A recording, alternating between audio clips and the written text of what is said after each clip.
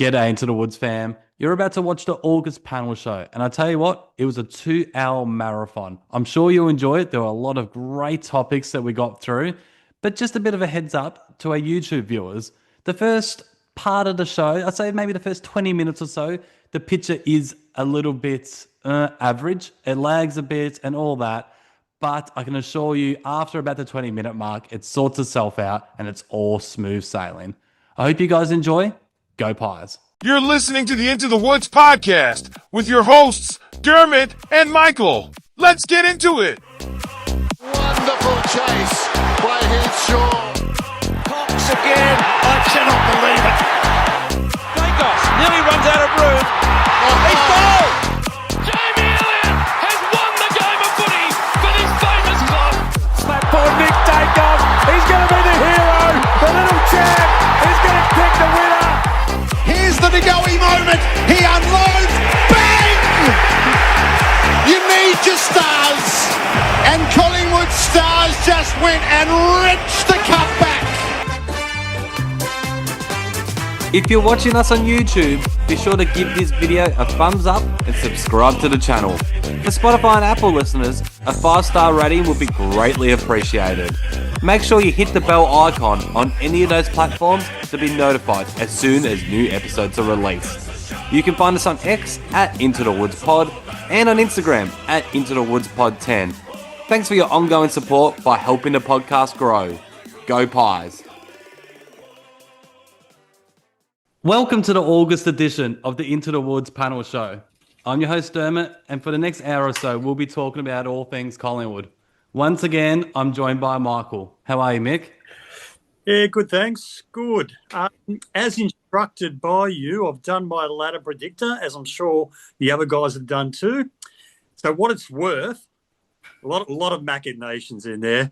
And if I did it again, I'll probably come out with a different result. But I've got the Pies finishing 5th out of the 4 on percentage. So we'll talk to the other guys later about what they've got. But, yeah, that's it. That's where I've landed. All right, interesting. I was going to ask you about that later, but thank you for telling us nice and early. You wanted an opening. You wanted me to say something. Right. Good, thanks. So that's what I've come up with. Cool. All right, well, let's get into our panel. And our first panelist was a part of our June show, which ironically was straight after we smashed the Hawks and cemented ourselves as premiership favourites. A lot has happened since then, and I look forward to getting his thoughts on our downfall. Welcome, Grubman. Oh, it's good to be back. You know, it really does feel like we were in very blue skies for a long time. We were coming off a game where Ned Long was in red hot form. Michael was absolutely glowing, and now it's just cloudy skies, grey days, and a broken heart on my end. I think we're all kind of feeling like that, Grub, yeah. Have you got your wallet back yet? You told me you did, didn't you? I think all our listeners have been waiting for months to hear about this. Yes, I've gotten my wallet back. I've got a cheeky old mate named Bullrick, who, you know, he's got sticky fingers. You know, he's a bit of a 5-fingered criminal. You know. All right, yeah. I look forward to hearing more about him later. Yes, Sorry. Michael. Quick question for Grub. How's the business going after the plug last time? Did you pick up any business? Oh, I've been picking up a bit of business. You know, business has been good, but none yet from the Into the Woods pod, unfortunately. I feel that I need more Collingwood customers because I bloody did a house with some Carlton posters and I wasn't happy. I didn't do a good job for them, I'll tell you that. Well, give a quick plug now, Grubman, because last time you did it about the 2-hour mark, so I'm not sure how many people would have got to the end. So do it right from the start. Look, if anyone wants their concrete pressure cleaned by Melbourne's finest, give me a ring. 0432 874 617. Lovely. All right. Our next panelist is also a second timer. If you didn't catch his strong performance on the July panel show, you've still probably seen his work on Instagram, TikTok, and YouTube under the name Paddy's Pies. Welcome, Pat. Hey guys, how you going? Very, very well, mate. I know that you're feeling a little bit more comfortable than the rest of us, and we'll definitely get into that a little bit later. But just quick, are you still feeling? Are you still Well, feeling okay about the season? I think what better way to get back on track than a interstate trip to Adelaide? So I think just throw the kitchen sink at them and see what happens. We haven't lost for 10 years, so let's make it 11. True. It would be such a Collingwood thing to, backs against the wall, fly Yeah, over to Adelaide and a season-defining win. We've seen it plenty of yeah, times in the last 20 years, haven't we? 100%. But we will definitely get into that a little bit later. Our third and final panel member is no stranger to the Into the Woods podcast, as I was lucky enough to be joined by him for a one-on-one chat during the preseason. Most of you would have seen his brilliant work on Black and White United on YouTube and Instagram. Making his panel show debut, let's welcome Andreas. Thanks for having me, boys. Really appreciate it. Yeah, no, it's an honour to have you, mate. I love your work, you know that. And look, I've got a lot of questions that I'm going to ask you a little bit later, or will coming up very soon. The first timer questions, which Pats and Grubman are familiar with. When I was going through the questions I was going to ask you, I reckon I can nearly predict most of your answers based on how much of your content I've watched this year. So, yeah. Do you want to give your YouTube channel a bit of a plug right from the start? Yeah, I mean, so it's Black and White United on YouTube.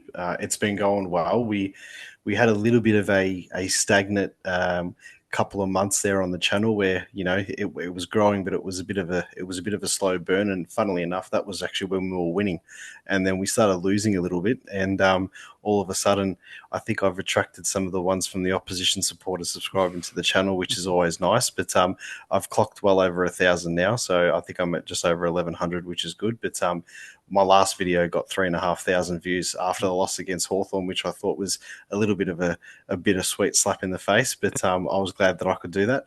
But yeah, it's been fantastic so far. And the fact that I've been able to come on shows like this one now, and obviously doing the pod with you earlier on in the year and going on some other shows as well, has been fantastic that people have asked me to come on. So it's been pretty cool to pass the time away outside of work, which is great. Yeah, nice. It's funny, isn't it? I swear Collingwood supporters are sickos, because I said to Mick when we started losing a few weeks ago, I said, this is going to be bad for numbers. And I reckon we're the same. Our numbers have just gone through the roof since basically that Freo loss. I don't know if it's opposition supporters, like you just said, or whether it's people wanting to come to us to sort of, I don't know. See, it's therapeutic, I think, for a lot of people, with a Yes. voice of reason sometimes. Exactly. All right. Well, we'll get into the first timer questions. So, Pat and Grubman, sit tight. I think last time Serge sat out, I think he sat there for about half an hour without saying a word. So we'll try to make this one a bit quicker, and I'm sure it will, because it's just going to be basically one-on-one with Andreas. You got your questions there ready to go. How long have you been supporting the Pies, and how did you become a Collingwood supporter? So it was one of those stories where there was no choice at birth. The second that I was born, I was in the bassinet at St. Vincent's Hospital in the city. My dad put like a little tiny Collingwood. It was like a little brown. I had it until I was like 10 or 11, but it was a little brown Collingwood footy, and it had the old logo like the one in the hat that I'm wearing now. And he put it next to my head in the bassinet, and that was pretty much it. There was no choice. I think there was two things that I had to do in life, and that was follow Collingwood and Manchester United, and that they were the two. Anything else was my choice. So yeah, but that's the, and I'm very glad my cousin's a mad Carlton supporter, and I think there was a time in the early to mid 90s he tried to get me across, but I stuck fat, and we were pretty crap back then too. So I stuck fat with us, and it's been the best decision that I've ever made. So, were you tempted to jump across? Obviously, when they're winning premierships and stuff, and we're towards the bottom, and you're young, and like my cousin was like, my hero growing up and stuff. So, but yeah, I remember Dad turning around to me and saying, "Okay, well, give me all your Collingwood stuff." And my room is decked out in Collingwood, and he starts taking down the posters and stuff, and I'm like, "No!" And he goes, "There you go. There's your answer."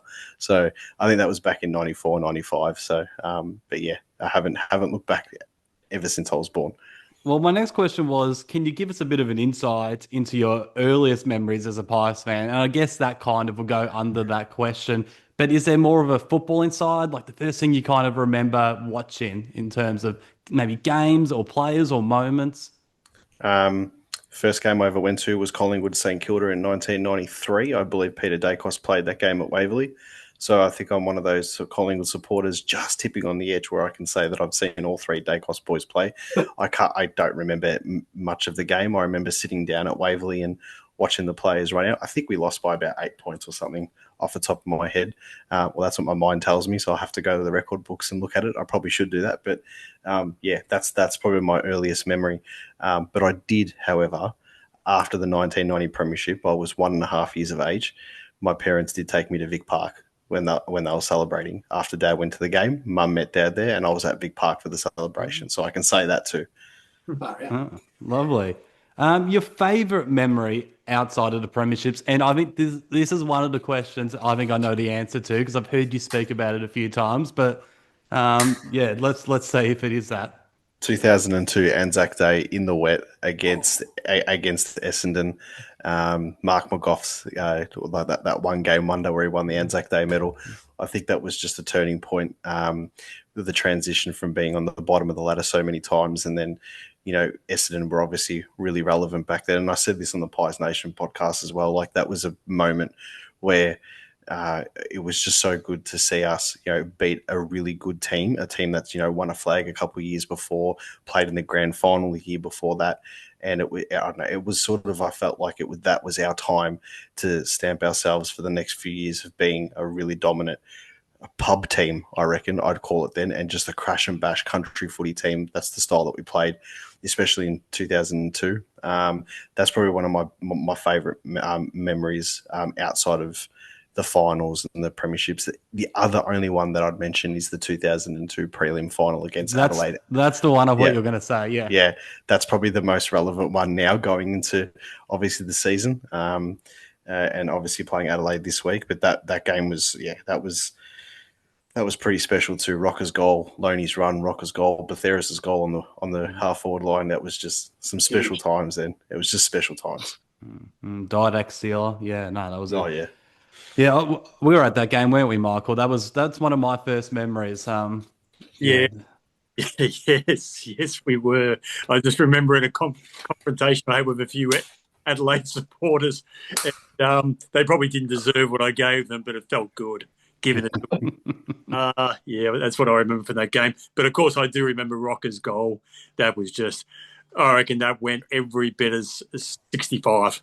Well, he kicked it. He was about, 8 meters outside of the 50-meter arc, and it sailed through, a few rows back. And the only reason why I know that is because my mum got a ticket to the game late, and she got it because one of her friends was going, and her friend's mate pulled out. And so she asked my mum to come because obviously me and my dad were there. And my mum was wearing a blue T-shirt right in the midst of all the Collingwood supporters next to the Adelaide cheer squad. So when the ball sails through, I can still see my mum on TV, so I know how far the ball went. Right. Well, we wouldn't have been far from your mum then, because we'll be behind the goals there. Yeah, on the Ponsford stand. Yeah. Yeah, we might have been. Well, a fair way back, so we might have been like 15 rows back or so. Oh, I reckon mum would have been about the same, 10 to 15. Oh, right. If that. Yeah. Oh, yeah. Lovely. All right, last question. We've gone through this quickly. Like I think the last few episodes, we've taken about the first half an hour doing this. I guess rapid fire. I love exactly. Only one person this time compared to 2 or 3, which we've done the last couple of times. But who is your all-time favourite player, and who is an obscure player that you had a soft spot for? And we want him really obscure, not Grubman obscure when he gave us Daisy Thomas. Okay, no. I'm going back in the 90s. I'm a little bit vintage when it comes to this. My favourite player of all time, sometimes I can't separate him, but of more of the recent times is Alan Didac. I just loved the way that Dids played. He was just, whenever we were down, he'd do something crazy, and the way that he'd obviously give it to, I remember that when he had that fight in 2009 against Richmond with the push-up king, it was just, and we smashed him by almost 100 points. He just provided. In that game against West Coast in 2010, he's kicked 3 goals in 10 minutes. I mean, I've got a 2010 Premiership player edition jumper with his signature on the number 4 at the back. And unfortunately, it's a bit too tight for me now, but it hangs nicely in the cupboard, which I'm going to get it put up here quite soon. But yeah, he's probably one of my all-time favorites. Probably very close with Sav Rocker growing up. You got your big full forward, your hero, your icon when you're a kid. That was number 36 was on my back for many, many years. The most obscure player. Now, I had to really think about this because there's been a few. And I can throw names at you that I don't know if you're going to remember, but I can throw names at you like Johnny Hassel, Brent Tuckey, Andrew Shawble. But the one that I loved the most was Jason Wild. He was just the most obscure midfielder. He played, I think 70 or 80 games for us from 95 to 99. He won the reserves best and fairest in 99. He didn't play the entire season. He didn't play in the last game at Vic Park. I think he got dropped. But I think it would have been close to around 17, 18 off the top of my head there. But he was just a player, like when he played, it was, I wouldn't say he was Mr. Reliable or anything like that, but he was just consistently average. He was a consistently average footballer. The only way that I can probably describe him now in the team that we've got now would be like a Timu version of Jack Crisp in the midfield. That's probably the closest that I could, off the top of my head now that I'm saying it. That wasn't planned, but that's just what I came up with. But yeah, he was probably the most obscure. But it was some good memories back in the day when we were towards the bottom of the ladder. I remember seeing him at Vic Park so many times running through the midfield and stuff like that. So he was very broad around the shoulder areas too. So I do remember him crashing some packs and stuff. But yeah, that's probably my most obscure, random player that I do always had a soft spot for. I mean, that was a bit before my time, so I have no idea who he is. Mick or Pat, do you recall him? I remember him. Yeah. Go ahead, Pat. Number 22, I think he was. He was. Yes. And do you know why he was 22? From my record, he loved Tony Shaw. He was one of Tony Shaw's favourites. Tony Shaw. Okay. He was just, as Andreas said, he was just a scrapper. And I really admired that. And I believe that's why he got the number. And it's a famous number at Collingwood because you got John Greening, you got Bob Rose was 20. Still side bottom. Still side bottom, what else after, of course. But before that, so you had Tony Shaw, you had Greening, you had Bob Rose. So it was a coveted number. So he was they thought a lot of him. It's funny that you mentioned that name. Just off topic for a second, John Greening. My dad keeps telling me today that John Greening, he reckons that could have been before he got punched by the St Kilda player. Is it John O'Day, the guy's name? I can't remember. I don't know why that rings a bell. But Andreas? Pardon? Jim O'Day? Jim O'Day, that's the one. My dad to this day tells me that Greening could have been the greatest ever Collingwood footballer if he hadn't had that injury. He was just way ahead of his time. He played the game like how midfielders and like flankers and wingmen play the game today. Back in his day, he reckons he was just ahead of his time. Well, I've got a bit of a theory that it probably ultimately cost us the 77 and 79 premiership because he at his absolute peak in those years. Two one-kick games. I know he retired in 74, or he was hit in 72, came back in 74 for only one or two games, and but he literally had brain damage, and he didn't go on. So he would have been his absolute peak by the late 70s. So that's a couple of premierships that probably went begging as a result. But anyway. All right, lads. Well, that was great. Thanks for that, Andreas. Let's get into the agenda now, and there is a truckload to talk about. If we were to go through everything, we'll probably be here for about 5 hours. Not sure how much of it is positive, although I'm sure Pat were trying to lighten our moods a bit. But before we get into what is wrong and how we're going to fix it and all that, I want to look ahead and talk a little bit about the ladder predictor. And it's something that I've basically been on for probably the last month constantly, just playing around all these different possibilities. And especially in the last few days, I reckon I've been on it for at least an hour a day, just really trying to work out what could happen. Now, in our last regular episode, Michael and I, on Saturday morning, that was before the Brisbane-Sydney result. So we were down in the dumps. We didn't see the light, and we were basically saying we're now at the stage where we're relying on results to go our way to make the four. Only a few hours later, one of those results went our way. So our destiny's in our own hands again. Basically, if we win our last two games, we're in the four. We can't be knocked out. So I've gone through to think, what do I actually think is going to happen? And I saw your live last night, Andreas, and you did your ladder predictor, and it was, in my opinion, spot on. It's exactly what I've got. So basically, I'll go through a few scenarios. If we drop one of our games, but both the Lions and Freo also drop one, then we should make the four unless the Hawks win their last two and jump us on percentage. I have then done my ladder predictions based off that, and unfortunately I have us losing to Adelaide, but I've got Freo knocking off Brisbane at Optus, and then I've got them losing to the Dogs at Marvel the following week, and then I've also got Brisbane getting over the line against the Hawks in the last round at the Gabba, but of course losing to Freo the week before, and then us beating the D's to hang on to top four. So despite me tipping Adelaide on Saturday, I do have us finishing inside the top four because I think the other results can go away, which was exactly how you had it last night, Andreas. I'm interested to get everyone else's thoughts. Well, we'll start with you, Mick, because you teased it at the start. You have us finishing outside the four. Tell us why.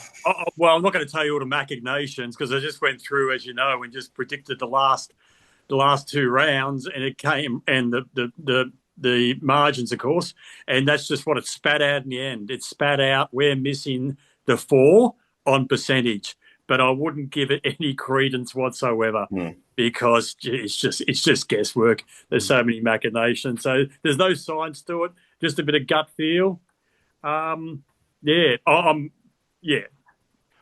you go. Take of it what you will. But let's talk to Grub. Yeah, it's been a while since we've heard from the Grubman. Look, well, I've got Pies finishing fourth, last on percentage. I've got us winning Adelaide. I think I don't know who said it, but I think, unbeaten for 10 years. Bring it on. Let's make it 11. Before the Hawks game, I was more confident about the Hawks game than the Adelaide game. Now I am far more confident about the Adelaide game. I want to forget the Hawks game happened because that was like one of the worst days of my life. I had my best mate just screaming in my ear that whole night. It was awful. I've got Geelong finishing first. I've got Adelaide second. So qualifying final against Geelong, Gold Coast third. I really hope Hawthorn don't make the 8, but I think they will, purely because my mates go for Hawthorn, and also Jack Ginnivan is just like the fucking bane of my life. But I've got Brisbane beating Hawthorn, so them coming in at 8th. I've got Brisbane finishing 6th though. I agree with you, Dermot. I think Freo's beating Brisbane, and I think we're winning the Melbourne game. I think, and that's purely for self-preservation because I don't think I can even make it to the Melbourne game if I don't have some kind of faith that we're going to win. I think that'd just like break me to the point where like I wouldn't resurface for months. So. Fair enough, Grub. What about you, Paddy? What have you got for us? Well, I guess similar to yourself, Derm and Andreas, I've got basically all the favourites winning in round 23. So you got Freo at Optus, probably Gold Coast against GWS, Hawthorn, and then in the last round you've got the Dogs winning against Freo, and I've got Hawthorn beating Brisbane. Ooh. So does that? Sorry, Pat, to interrupt. Does that put Brisbane out of the 8 for you? Yes, they finished 9th, and they'll be on 58 points so they'll be on 58 points in 9th position. So GWS make up the 8. So it'll be Adelaide, Geelong, Gold Coast, and we'll round out the top 4. So it'll be a Hawthorn GWS elimination final, and then Freo and the Bulldogs at Optus. So yeah, look, for me, I think it's I feel like these last few rounds it feels like we just want to get to the finals. Just do what we can to get there. If we can try and win 2, obviously win both, right? That's obviously the best thing to do. To at least get the 4, get the week's rest. We've obviously seen Nick being worked on the boundary line. He's not going to miss a game from being managed. He's going to use the break for management and during the week. So we know that's going to happen. But I don't know if it's Darcy Cameron's contract news or things that have happened in the past few days, but it gives you like a bit of confidence to say, well, okay, well, maybe the locker room's not like everyone says, and maybe we're okay. We're just going through a bit of a rough patch. And, like I said, what better way to sort of get back on the winners list than on the road in Adelaide? Well, I'm sorry to interrupt, Pat. I'm just thinking from the point of view of, like he touched on, I just want to get to finals. Yeah. Finish as best we can, and then just be the best side in September. 100%. A bit like the Dogs in 21 16. Yeah, 16. You were talking about that on your live last night, weren't you, Andreas? Was that something else I watched? No, Nathan, I think, brought it up about the runs from outside, that Brisbane did it, and the last team to do it before that was the Dogs in 2016, and I think they did it from 6th or 7th. They didn't do it from 5th. They did it from 6th or 7th. Yeah, that was 7th. They went over to WA week 1. WA, and then WA, and then they did another one. I forgot who the one in the middle was. Hawthorn. Hawks, Hawthorn, then GWS. Then GWS in that magic prelim final, and then obviously the grand final. So that's one of my favourite flags outside of the pie. So I've got to admit that was pretty awesome. Yeah, it was pretty good. Yeah. Now, I'm not sure where I heard it, but it might have been you, Andreas, or it might be one of the many podcasts, the Collingwood podcasts I listened to, but they were saying that they would, I think, rather us finish outside the 4. So then we can just have 4 weeks of just getting this team together and trying to go on a crazy run instead of being in the qualifying final week 1, potentially, even if we win, then having another week off and then having to start again. Was that you, Andreas, or was that someone else again? I spoke about how I love the week off in between the season and the finals. Not from a football fan's perspective, I absolutely hate it. But from a Collingwood point of view, I think it's the best thing for us to galvanise the group and make sure that there's no niggles. You don't have to rest anybody. Everyone's getting that rest. They will train during that week like they do every time they make finals. So the workloads won't be any different. It's just that the people have got enough time to catch up if they've got any bumps and bruises. And I think for us, that's pretty important, especially if we do make a qualifying final and happen to win that game as well. So, yeah. All right, who does everybody want to play in a qualifying final? If it was your dream scenario, who would you guys want? We'll start with you, Grubman.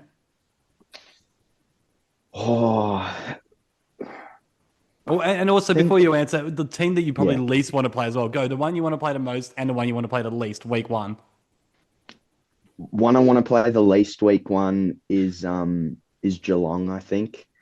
They're the team that scares me the most out of just our matchup, and I still think back to that game we had against them this year, and just I was standing behind the goals and I watched as the footy just like completely missed the big sticks, completely missed the behind, and I just dropped to my knees and screamed. So yeah, I just don't want to see that again. I think Brisbane, even though we just got smashed by them, I kind of want to get them out of the way early, and I always just have this little bit of confidence playing Brisbane, even though we've just come off that horrific game against them. Yeah, I want to see Brisbane. Is there a scenario, correct me if I'm wrong, but I can't remember in all my ladder predictions I've done, Collingwood and Brisbane finishing in the 4 together. Is that a possibility? Does anyone know? No, it's not. So. No, it's not with the percentage and the current points. They can even the points with the team who finishes 4th, but their percentage is only at 110 at the moment, whereas ours is the lowest out of the top four at 121.6. So we'd have to get absolutely smashed in both games, but then we'll drop out of the four. So I don't think it can happen. I think the only way it can possibly happen is if we play Brisbane, if we were to finish in the bottom half, and maybe if it was like fifth or sixth and met them in an elimination final. I bet even that's a bit of an unlikely scenario. Freo would probably be the team to jump into four in that case, wouldn't it? If both Collingwood and Brisbane would have missed the four. Yes. Wherever they finished in the four, but Freo would pretty much come up after that. So, yeah. Yeah.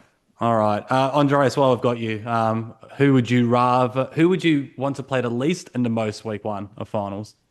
I'm the complete opposite here. I want Geelong first game in a qualifying final so bad it's not funny. Like, I would love us to win both our games and finish in third position, and Geelong finish second, and we play them at the MCG after having a week off. They are flat track bullies right now, and they're just beating everybody below them. And then I don't think they're going to be hardened by come finals time. And the most likely scenario is that they're going to probably play Gold Coast in a qualifying final, regardless if it's at the G or it's at the Alphabet Stadium. It doesn't matter because they'll probably beat them. I think if they did play Gold Coast, it probably suits Gold Coast better to play them down in Geelong. I think the ground's very similar to the setup at the Gold Coast as opposed to playing them on a wider ground at the MCG. So if that's the case, then I would love for Geelong to play against Gold Coast at GMHBA, but I don't think it's going to happen. Just quickly, my top four, I've done all my things like I said last night. I've got Collingwood finishing in fourth. I've got Gold Coast finishing third, Geelong second, Adelaide first, which means Freo will be fifth. I've got Brisbane finishing sixth. And then I've got Western Bulldogs 7, Hawthorn 8, and GWS finishing 9. But probably the one game that's going to shape absolutely everything to a certain point is that Gold Coast and GWS game. That game's massive. If Gold Coast were to drop one of their last 3 games, and obviously with this catch-up game against Essendon, it's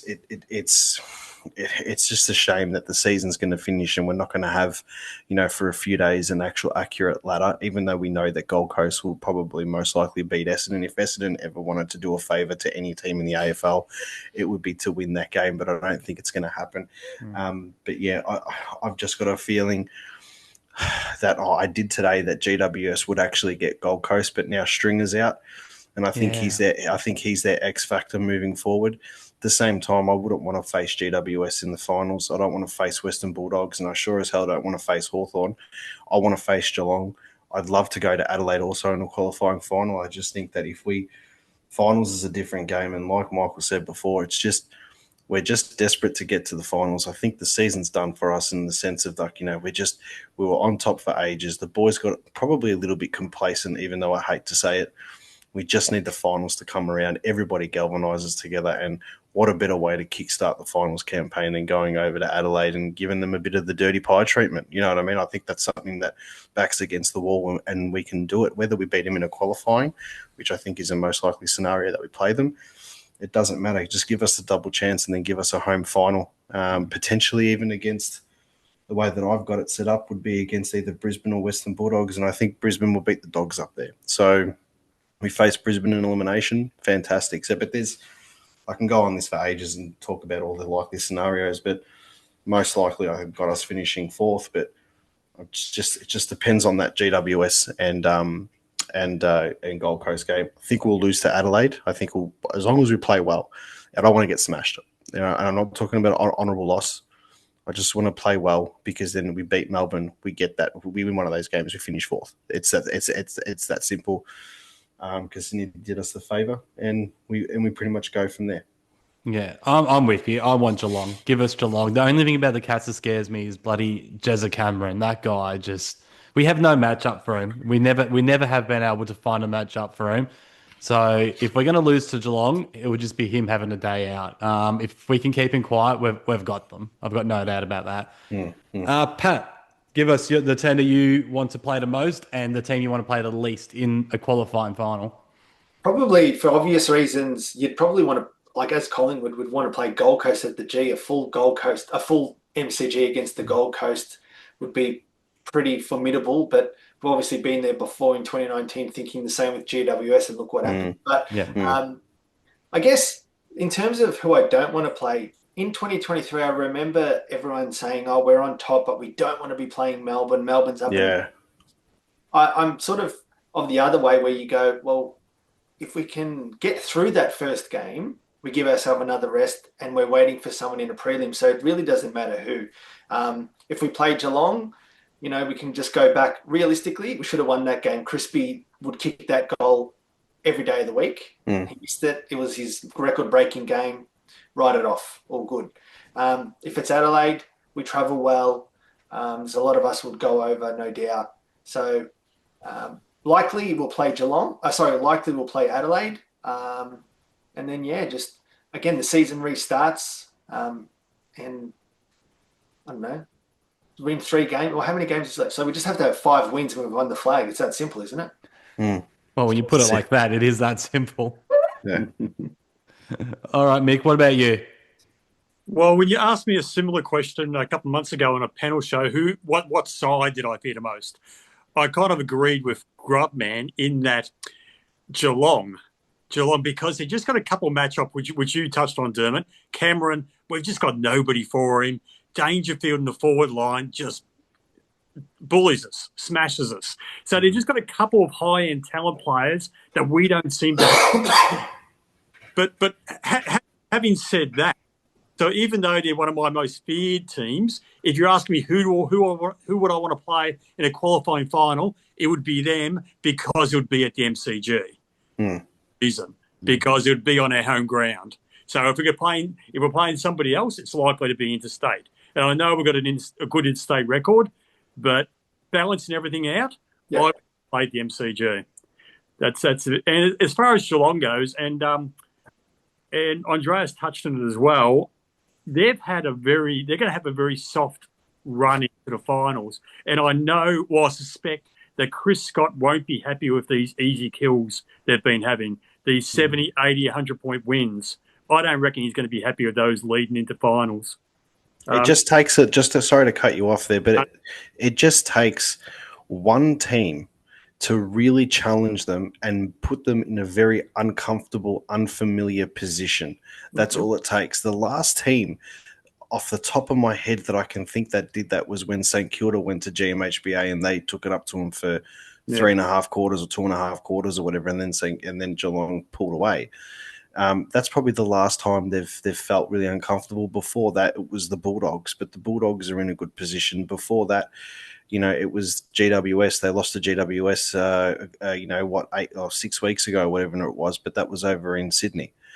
So when they're playing in their own backyard, and they're getting these easy kills and stuff like that, and I just don't think they're going to be match hardened come finals time. So, if you put a little bit of pressure on them and you put them under the pump and you put them in a position they're not familiar with, instead of just running away, taking the P155 every single week, they've actually got to try and play some hard, contested catch-up football. And we haven't seen that for a month from Geelong because they've just dominated the whole time. So it's interesting. We could eat our words. They could be primed. This could be playing them into form. It could be the complete opposite. But I would have liked to have seen them play a top 4 side, not playing Richmond twice in 8 weeks. I would have loved to have seen them play a top 4 side going into the finals to see really where they're at, and this might be a false sense of security for them and a false indication for everybody else. Yeah. But as far as my least favoured side would be Adelaide in Adelaide, because it's just red hot at the moment. But having said that, there's also a question mark on Adelaide with their lack of finals experience. So that might be. And just on closing with Geelong, the game that Pat mentioned, the crisp game, of course, no Jeremy Howe. I think we managed him that day, didn't we? And yes, no Jordan, right. No Jordan Tagawi. No Jordan. Yeah, I think there's a lot of players. Yeah, I think they would have made, especially Howe would have very much made the difference that day. In retrospect, not a great decision to rest him, I wouldn't have thought. No, that's one that we don't talk about, is it? Because we've been talking a lot about certain restings in Gold Coast and Freo games, but I completely forgot about that one. That hurts. If Howe plays, we win that, don't we? Yeah, probably. Also, if Bobby Hill's tackle wasn't paid a trip, and I'm not one, and I just want to say, so I'm not one to overly sook about the umpires. I mean, the obvious ones and stuff like that, every supporter does, and I'm like that with every game, not just Collingwood games, but that one there was one of the decisions during the season that had a major impact. Like I was about to get up and walk out, right in the crunch of it, in the thick of it all. Because it's just, and I think the thing that pissed me off the most was that the week later or the day later, I think it might have been the week later, the Sicily tackle on Rioli. Yep. It was exactly the same thing. 100%. And I got paid holding the ball, and I'm just like, come on, mate, seriously. Look, I heard a rumour, and this is completely alleged, but I heard a rumour that Chris Scott bought those umpires a farm each before that game, a farm and a tractor. So, Don't doubt it. Yeah, I'd be surprised if he didn't buy them the tractor. Just throw it in. But yeah, no. Well, Andreas, you're on the wrong podcast if you don't like whinging about umpires. Who whinges about umpires, Mick? I don't. It's not me. We're just upset about the ones that they don't pay. If you actually watch the video after the Geelong game that I did, I actually bullshitted my review of the game. I pretended to do an outro, and then I was like, do you really think I'm not going to talk about the umpires in this game? It was the one video that I've absolutely exploded on this year about that. So, yeah, and again, one of my highest rated when Collingwood lose. So, go figure. They love it. Right, yeah. Does anyone have anything else to add about the ladder predictions before we move on to what is wrong with us at the moment? Just really quickly, I touched on that game, obviously, with GWS and Gold Coast. Obviously, you got the Fremantle-Brisbane game the day before, which is massive as well. Then obviously you've got our game, the Sydney-Geelong game too. You don't know if Sydney can throw up something. I think Grundy out hurts the most, but the other one obviously too is the Western Bulldogs Fremantle game at Marvel Stadium. That game starts, and then you've got pretty much as that game finishes, the Brisbane Hawthorn game starts, right? So you've got these two games there that completely shape the top 8 and where people finish. And it's just, I'm just expecting a result to go a different way and to throw everything in absolute chaos. And then we also have that anticipated wait after that for the Gold Coast Essendon game. So the last 3 games of the season are going to be very, very interesting. Just hoping that we beat Melbourne, so we've got that little bit of breathing space regardless. We should actually know our ladder position, Andreas, I reckon, before the Western Bulldogs Freo game, because I reckon we should be comfortable that we're going to finish 4th. It's just what the bottom 4 will look like, I reckon. Yeah. Just looking at it. Yeah, but provided that we don't get slapped against Adelaide and our percentage takes a hit, because if Freo then somehow finish on the same points as us and their percentage rises within these 2 games, which is not likely, but at the same time, it's not certain, so it's just, and then, you got to think about it. We could go out and then do a typical Collingwood, go out and smash Adelaide, or beat Adelaide by a point or something, and then go play against Melbourne and take it easy. And then all of a sudden they stuff up everything and they win. It's fascinating stuff. And being a Collingwood supporter too, you just got to expect the unexpected, really. No, 100%. Our resting heart rate's 210, so that's we're used to that.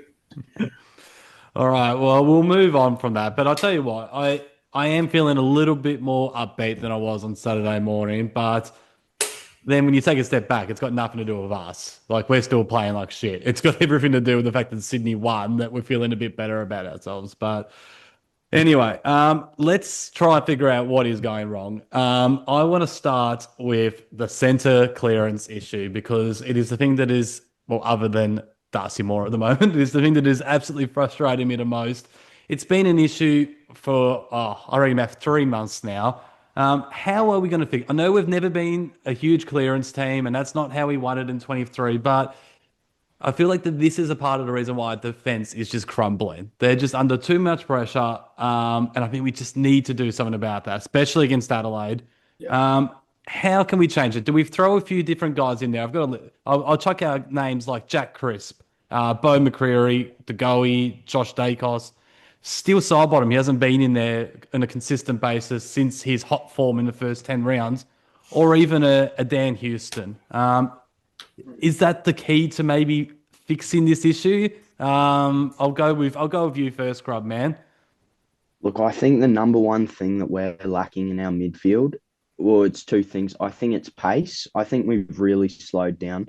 And it's been ever since the bye. Like, ever since that bye, I think we've just gotten worse and worse. And I think that worst game was against Hawthorn. And I remember when Jeremy Howe went down, and I said to my mate next to me, I said, this will either mean that we are just going to put the Jets on, we're going to get focused, and we're going to win this game, or we're just going to lose our heads, lose our effort, and become disorganized. And obviously that's what happened.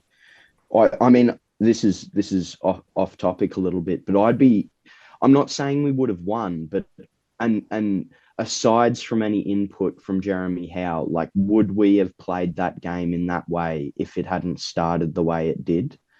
Like, I don't know, and I'm not saying that we would have won, but I think it would have played out differently. But yeah, I think pace is the main thing in our midfield. We really need some speed, and we really need the effort too. We just look disorganized.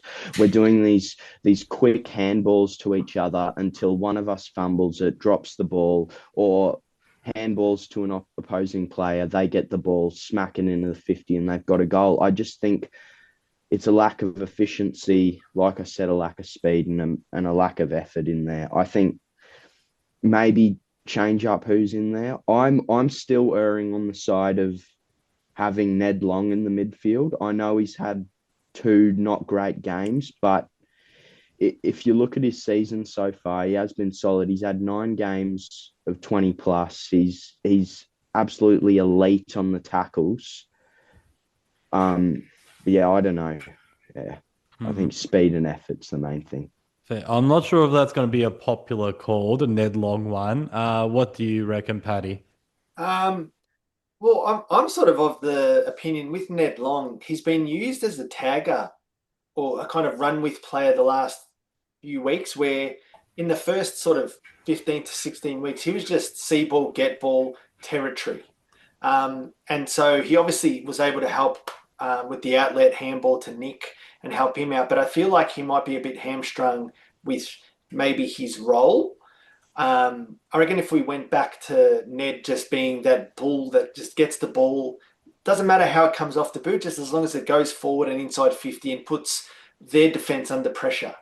Darcy Cameron's obviously killing it in the ruck. So obviously from that perspective, we're doing okay.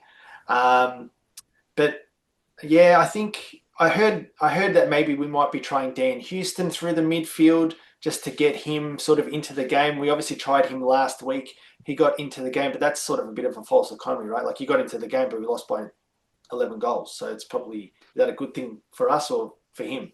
So I don't want to sort of shake it up too much, because for 15 to 16 or 17 weeks, we've done so well with that mix. I guess the question is, does Ned Long and Mitchell fit in the same team? Well, and that's interesting, real quick, because the Richmond game, they both did very well.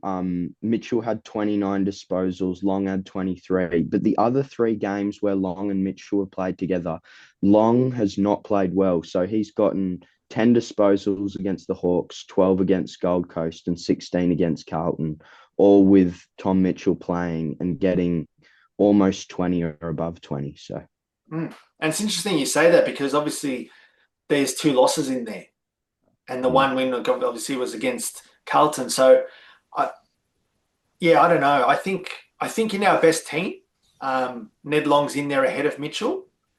But yeah, like, I feel like if we need to sort of switch it up a bit, or maybe get some energy in there. But I don't think there's wholesale changes required. Like, we've got a great ruckman. We've got obviously Nick Dacos is in there. Pendles runs through there.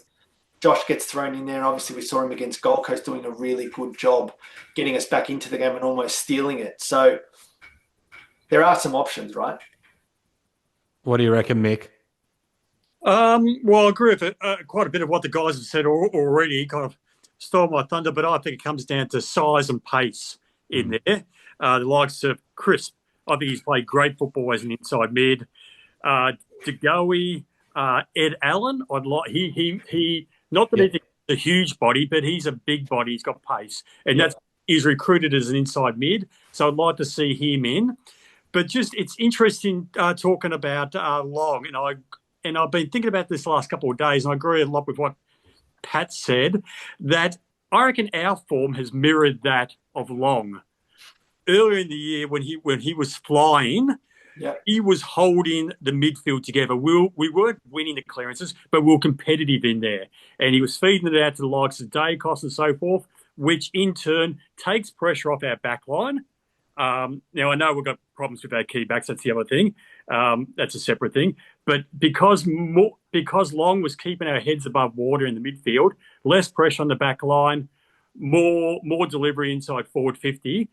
But since his form's dropped away, the floor's just dropped out of the midfield. And I agree with Pat. I think they confused his role because I think he's been playing a defensive role, like the Gold Coast. He was tagging Matt Rao.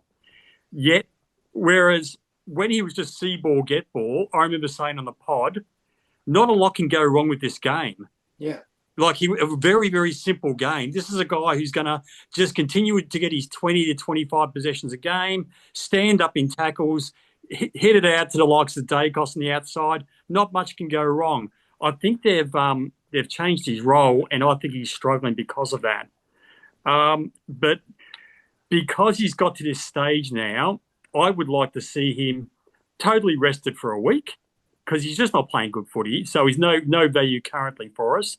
Give him a week off the AFL and the VFL. Just rest him up. He hasn't had a lot of pre-seasons. He's still a relatively young guy. He probably hasn't built up that fitness base also. So I'd like to give him another week off, but then reintroduce him. But as far as the Cameron goes, Cameron is a very good ruckman, around the ground ruck. But the best tap ruckman at the club is Cox. Yeah. Mm-hmm. I was saving him for later because that's a big talk. I was hoping that this would be a bit of a unique talking point that no one else has really mentioning, but I've seen Cox's name now mentioned quite a few times in the last couple of days, so that's gone out the window. But we may as well touch on it now. Go for it, Mick. Well, as we know, we've got McStay as a second ruck.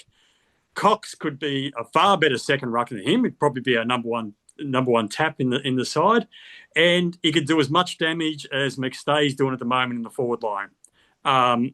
And like about 6 weeks ago, I suggest we throw McStay back. So let's throw McStay back, introduce Cox as a second ruckman, or taking the centre bounces and pushing forward and leaving Cameron around the ground. What that means for the likes of Membry, because we're going to be getting pretty tall, I'm not sure. But it's just an idea I'd throw up. See what the other guys think of all that, about Long and Cox. What do you reckon, Andreas? Just quickly touching on the midfield side of things that we're speaking about, I think the trump card that we've got is Josh Dacos and a Dan Houston to run through the middle.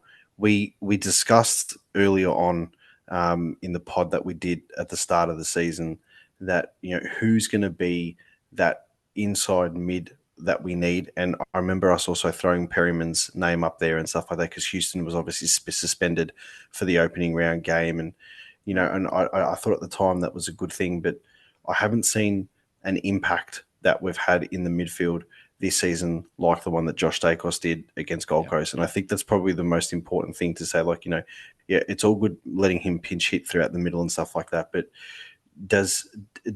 if we play Josh in the midfield next to Nick and whoever else is in the ruck and the other midfielder, is that going to allow Houston to play more of that Port Adelaide styled halfback that he won the All Australian jacket in? Now, the same time, on the flip side, you don't want to change too much. You can't stuff up because we've had, I think in the last 7 weeks, we've had 30 ins and outs in the last 7 weeks of football. Okay. So we haven't got a settled side. And I understand the argument with the age demographic and stuff like that. I can tell you now, and I've got some news I can break on this channel for you guys so you get your ratings up and whatever. Go for But it. I'm telling you now, it has come from the club's mouth directly last night that no player has been rested for the sake of being rested regardless of their age. Every player that's been managed, and it's not rested, it's managed, is because they've had something wrong with them. Lipinski got managed against Gold Coast because he was sick. Mychek got managed against Gold Coast because he had bruising everywhere. He was banged up. The same thing with Pendlebury. The Pendlebury one against Richmond was probably the only one closest to like he's sore but he can play. Now, we've tried to manage it as best as we could, and to be fair and credit to the club, it worked in the middle of the season perfectly. The problem is we've been figured out, and we've been figured out because we got complacent up the top, and our midfielders are getting absolutely smashed. We're getting peppered down back, which is what we said before about our back line being opened up. What are we going to do in the midfield? If you're going to make a change, you have to make a change now, and you have to stick with it. Stick with it against Adelaide, stick with it against Melbourne, stick with it in wherever the first final is, and don't change it. My personal opinion is you've got to throw Josh Dacos in there. Just leave him in there and let him do his thing. Let the brothers work. They've got that sixth sense. They know where each other are. You know, every time you see them and they do these dinky handballs and stuff like that, they break the pack nicely. The other problem is when Josh is not there in the midfield, they look for Nick too much. They look for Nick Dacos too much in the midfield. It's an overkill. Nick Dacos, yeah, he can get the hard ball. He can go in the pack. He can do whatever. But his specialty is the second handball, the feed-out handball from the pack and the run. Or he'll get the ball from a loose bounce and he'll take off. He's got that Dane Swan burst of speed, that first 10 to 15 meters where he can go. He arches the back and he goes. He's got that. Use his ability in that sense, but you got to have the support around him. And I think Josh is the perfect one. The whole Tom Mitchell, Ned Long thing, you can't have them both in the side. I think it's quite evident. The game against Carlton, you can play Tom Mitchell because Carlton are a lot more slower, labour-intensive side. They like the contest. They bring the ball into the contest. They don't spread like we were spreading at that time of the year. You know, and even now we try and spread a lot more. But, it works against Carlton. I would still pick Ned Long just for the energy sake and the quicker side over Tom Mitchell. But that also depends, and all these machinations with positioning depends on the opposition. You've got to make sure that it's like for like with the opposition. So you've got to take that into consideration as well. And just in the context of the Mason Cox debate here, I've been a Mason Cox fan all season. I think Mason is absolutely the perfect player in our team structurally, one of the most important structurally, because it allows Darcy Cameron to do his thing. And the thing that I don't think we undervalue it anymore, but maybe when we were on top and we were cruising, we undervalued it a little bit. But his intercept marking down back, when he went down back, especially that game against Fremantle, I remember seeing him do it. I can't remember if Cox played that game in particular, but I remember seeing Darcy Cameron going down back, taking great intercept marks, and he does it a lot when Mason Cox plays. It's because Mason Cox is a traditional, old-school styled tap ruckman, and to be fair, I think he's one of the best tap ruckmen in the competition. Not on the ground or anything like that, but battling in the ruck, he's the perfect player, and you need that against Adelaide, especially considering the tools that they've got. I don't think Dan McStay's the pinch hit ruckman that he was at Brisbane at Collingwood. You need to just put him in the goal square and let him kick goals from 25 metres out directly in front. But would you have the Triple M's and Mason Cox there? Because I think a lot of people are already saying we're too tall as it is. So wouldn't it be Cox comes in for McStay? Well, Cox comes in for Howie? Cox will probably come in for Howie, but at the same time too, you got to remember we tried 4 talls against West Coast when they brought in Charlie West. Now, we going into the forward line against West Coast, we looked like the bottom 4 team. You know, and the problem was the other one that was there was Jamie Elliott, and sometimes he gets confused whether he's supposed to play as a tall forward or he's supposed to play as a small forward. He's 5'10". He's the same height as Lockie Schultz, for God's sake, but he's played in the majority of his career at Collingwood being that second tall, because we've had no one else since the Travis Cloak day. So sometimes it's like we're playing with 5 talls when he's like that. So we've gone from a team that's been begging for a key forward for years to all of a sudden having 5 big guys in there at once. I mean, you can't do that. That's just not sustainable. the coaching staff, the selection committee, the thing that they've had all season up their sleeve is that we've tested our depth, we've got the cover, they've just got to pick the right structured team. Unfortunately, I think it's a bit too late in the season for that, but it is what it is. I would bring in Cox. I'm not sure who comes out, but I think Cox is the perfect player for this game against Adelaide, simply just to give Darcy Cameron a bit of a help out. Well, is it the Cox comes in, and as Paddy said, and you as well, Andreas, Howie goes out, McStay goes back for a week, and then reassess in the Melbourne game when Howe's fit? I'd take Membry out, not McStay. Even though Membry's probably a bit of a better kick than McStay at the moment, I would Membry tends to play and get a lot of his possessions sort of on the half forward flank. With Bo McCreary back in, I don't think Bobby Hill's going to get up for this game, but with the Bo McCreary in, obviously Lockie Schultz playing higher, Jamie Elliott playing higher, and the mids pushing up, I would probably take out Membry and leave McStay in the goal square, and then obviously, you can put Mason Cox up there if you need to, or off the bench and stuff. Who would you have as the Howe replacement then?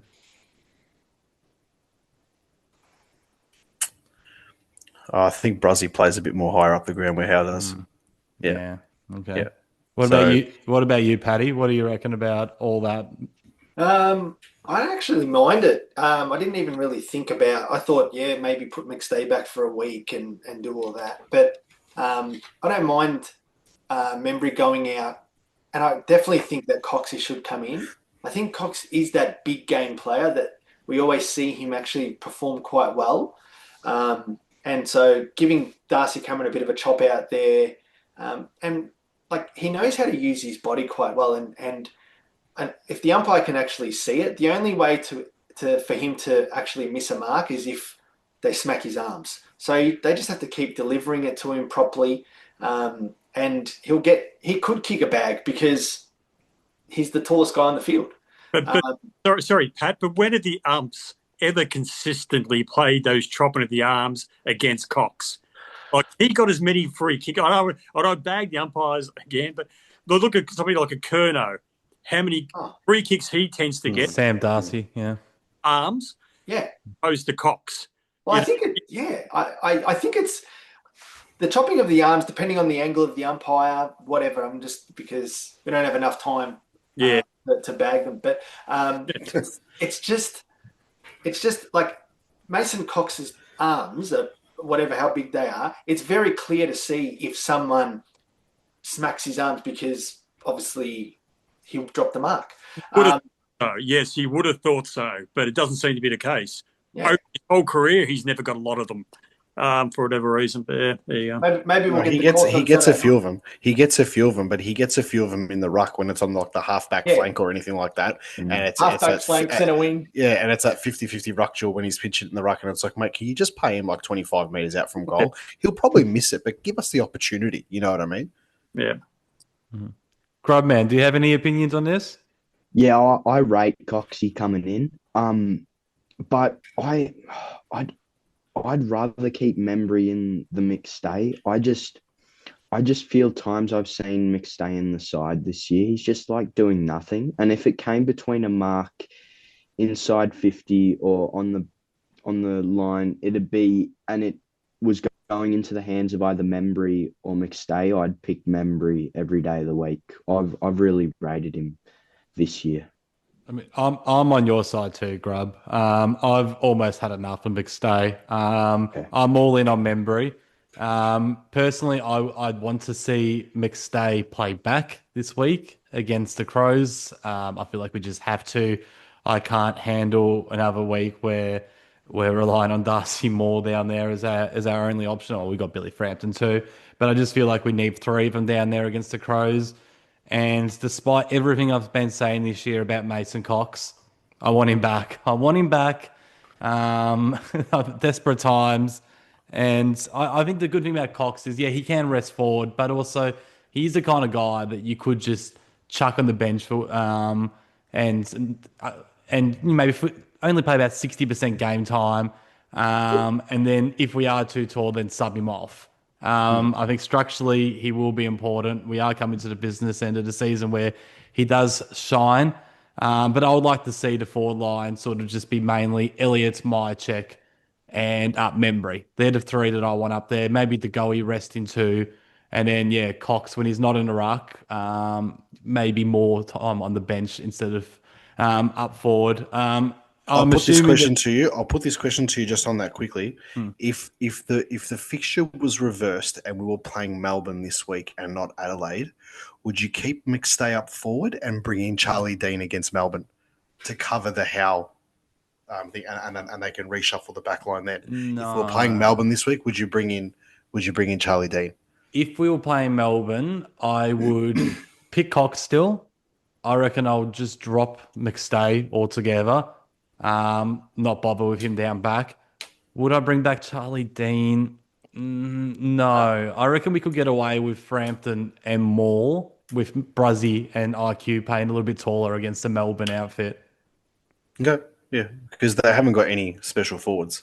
Exactly. They don't have anything over the top. I think the only one that tends to try and, be any sort of miraculous forward against us was Tom McDonald sometimes, or your Bailey Fridges, but at the end of the day, they're not really anything special. I think Van Rooyen can give us a little bit of a headache, but I don't even know if is he playing? Is he injured? I don't watch a lot of Melbourne, Yeah. but then again, there's a lot of these guys that are giving us a headache at the moment. Guys you wouldn't expect. Like, who did anyone even know who Henry Smith was until a couple of weeks ago? Yeah, I know.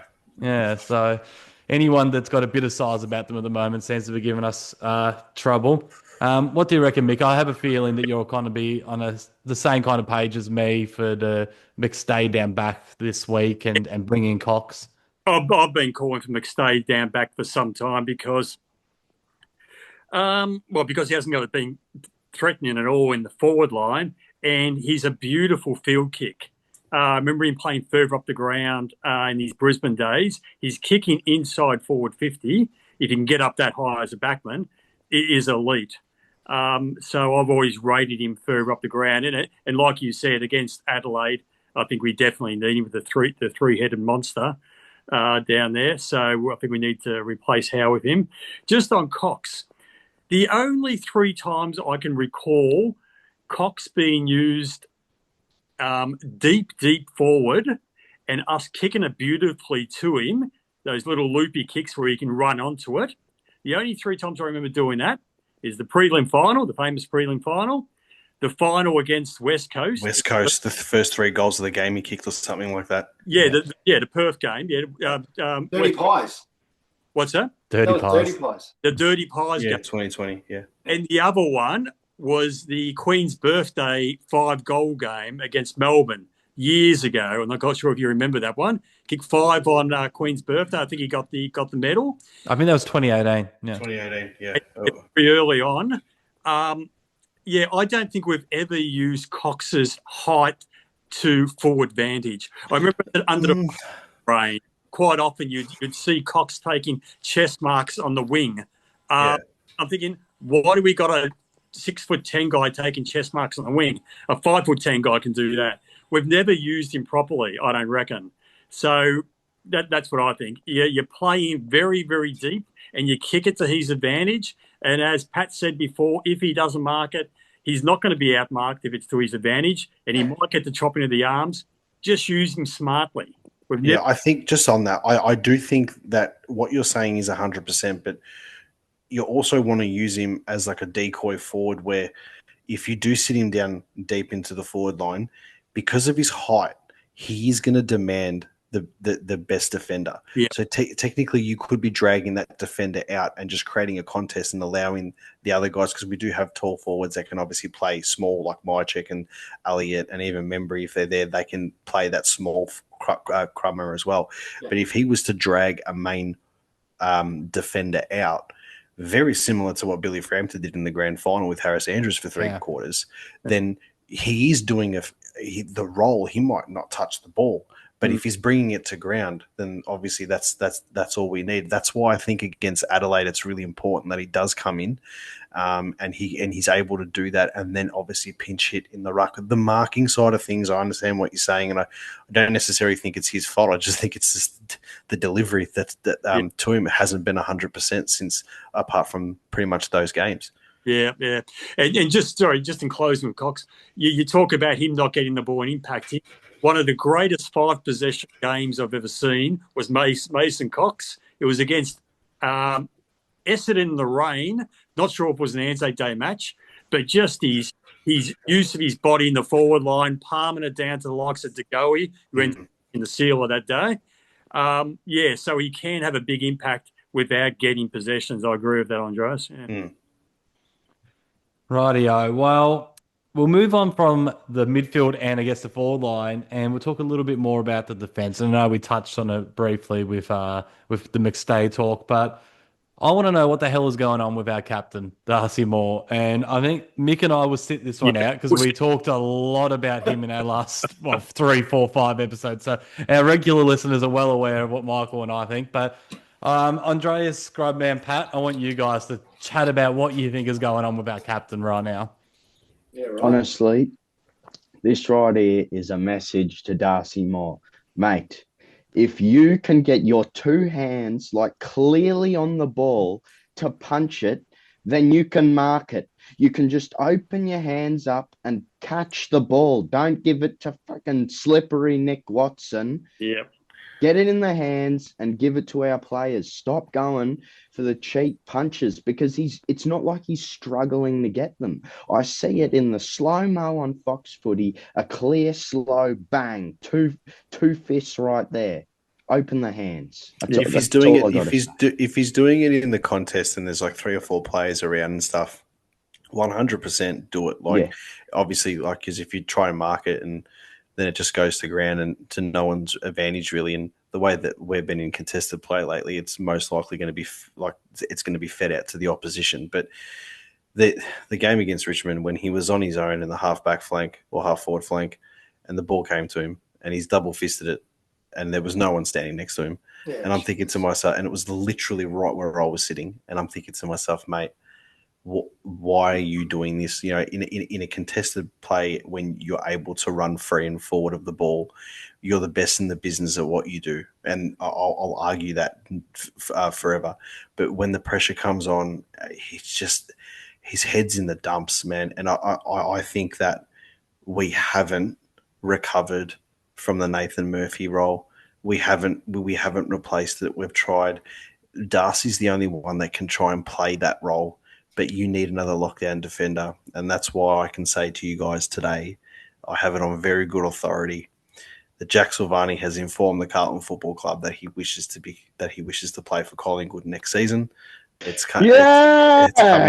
It's come out. It will be made public news, obviously, by the media pretty much once Carlton season's finished. And then but it is a done deal. And this has come from someone very close to the Carlton Football Club tonight, so I'm pretty excited. So you can take that to the bank, and if it doesn't happen, then you can just cut this part out and re-edit it. But I'm pretty confident from the person that it came from, which I'll message you guys later. It's a done deal. So yeah, that's good. That's the type of person though that we need. Now he's not the best defender going out in the competition. Take out his last name. Take out the club that he plays for. He's the best available for nothing at the moment, and he can play the role that we need, which allows, and this is the biggest part, it allows players like a Darcy Moore. It allows players like a Dan Houston. It allows players like an Isaac Quainer, even a Bruzzy, to play their role a little bit more freely. And we don't have to do these defenders don't have to chop and change sides or, chop and change roles throughout the game, depending on the situations and the scenarios, whatever. You have that solid there. And he is a very, very good kick. And on top of that too, he's also a swingman. If you need him up forward for whatever reason, for cover. I wouldn't pinch him in the ruck, but I would definitely, if you needed to throw him up forward, if there was a game situation or whatever, you've got that option there. And that's why I think that it's just the perfect move for us at the moment. Would I prefer him or Callum Wilkie from St Kilda? I'd take Wilkie every single day of the week. But I do think that Jack Silvani is the exact player that we need moving forward to allow Darcy to play that Nathan Murphy role potentially. Quick question for you, Andreas. I don't want to get off the Moore topic. We'll get back to Moore in a second. Yeah. But I've always rated Silvani really highly. Like, I think they crucified him using him in that second ruck position. But having said that, he's coming off a knee. He's currently out with an abductor groin injury. He never plays a full season. What are your thoughts on his injury history? So it's probably the biggest thing that I think is like, that's the biggest cloud over it. But you also got to take into consideration when a player goes to a new club, there's a new environment, there's a new doctor, there's a new physio, there's all different ideas, there's all different trainings, programs and stuff like that. And it might just be the refresher that he needs. It might just be more, it could be something where it could be a mental thing as well. It could be anything. And I think that him moving across where he's got really good connections with the club too, it might work in his favour. Now, you can't stop someone doing their knee. You can't stop someone doing their groin or whatever it is. And that's just football. That's the way it is. But if we can get him right and he's recovering now and he has a full preseason and everything's fine, it could be great. At the end of the day, even if he was to get injured halfway through the season next year or whatever, it's not costing us any picks. Yeah. It's only just the salary side of things. And at the end of the day, if he's down for half a season here and there, who cares? When he plays, he does his job for us. The other thing that I just had a bit of a mental blank there, but I just think that he's just the right person for the role. As if you were coming from the Carlton perspective side of things, I understand. You know, you've got the, you know, he's crossing over to Collingwood, this, that. And, you know, we were filthy when Daisy Thomas went to Carlton. I was filthy when Heath Scotland went to Carlton after we lost the 2003 grand final. It happens. But he obviously doesn't want to be there. He's met with other clubs. And I just think for us, it's the perfect fit for our team. Yeah. Sorry, back to the Moore debate. Yeah, look, the bottom line with Darcy Moore, like obviously I said, with those punches and stuff that he's doing and the decision making that he's doing though when he's got the ball in hand, I don't think is a problem. I don't think when he's got the ball in hand, I don't think his options and where he looks and where he kicks it to, I don't think any of that has been a flaw in his game from what I've seen. The biggest flaw is when the ball's in the air and it's up for dispute. That's where he looks very vulnerable. So yeah, when we're playing good and he's good, he can do, you know, play forward of the ball and stuff like that. But I think it's also you need the support around him for him to be able to play the best football that he can. But I don't think he's a lockdown defender, and that's what we're using. He's not a lockdown defender. Yep. You can't play him against another tall forward. This week, I don't know what's going to happen because they've got tall forwards everywhere. But I would not be putting Darcy Moore on Tex this week. No, too smart for him. Yep. What do you reckon, Paddy? Well, I think similar to the other boys, like Darcy Moore isn't that one-on-one defender. He's the rebound guy that we need, and I think there is probably a direct correlation with his form and how he's out of the team with injury. I think there is. It allows Darcy to sort of play that role where he's kind of free of needing to be manned up. Because we have seen in the past few weeks that he's either behind his man or he's too far behind, whatever it is, he's just out of position. And I think Howie helps him with that. And then obviously when he went down with 18:56 to go in the first quarter, that really hurt us. But he was sort of lacking some confidence. And like Andreas said, you probably wouldn't want him on a Tex Walker this week. So it'll just be a case of, I think he's one of those ones that's good for a double team, getting over the top and keep going. So it'll be interesting at match committee, but you know, as soon as we get Howie back, I think we'll see a vast improvement in Darcy Moore. Well, while I've got you, Pat, who would you play on Tex, Phil Thorpe and Fogarty? If Darcy Moore isn't that man, who is? Fogarty, I'd probably play, I don't know, Bruzzy on Fogarty. I guess they're Bulls. They country boy. Well, I don't know if they're country boys, but definitely Fogarty is. Frampton will probably go to. Tex. Yeah, I think he'd go to Tex. And Did he then- not? Did he not play on Phil Thorpe earlier in the year though? Am I mistaken? He did. He played well on him, didn't he? He did. He Yeah, did. he did. Yeah. I just feel that Phil Thorpe might just take him to the not take him to the cleaners, but I think he might expose Frampton compared to say Tex, where Tex is that sort of player that runs in straight lines, and Frampton's pretty good at that in terms of who plays. I don't know who plays on Phil Thorpe. Whoever comes in, right? I'd put Darcy Moore on Thorpe only for the reason being is Athletic? but only for the reason being, if you watch a lot of the time, he's taking marks on the half forward flank. I know he's a good kick, but he plays a lot higher. It's very much like a Kerno for Carlton. Yeah. He's doing that up the void. Yes, he's getting some deliveries outside the goal square. Yeah, that happens with every big forward. Yeah. But out of him, as Paddy said, Tex runs in straight lines. Fogarty's that manic pressure around the forward 50 like you would have like a McStay or a Mycheck doing. And then you've got Tilthorpe who plays more of a higher up and then sort of like double backs in. Moore can drag him out because if there's a turnover, Moore's off. Moore's off. Yeah. Play forward of the ball.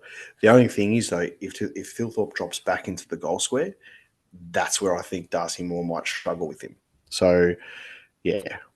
And would that not put him in the goal square to expose more? No, I think Tex is the goal square man, mate.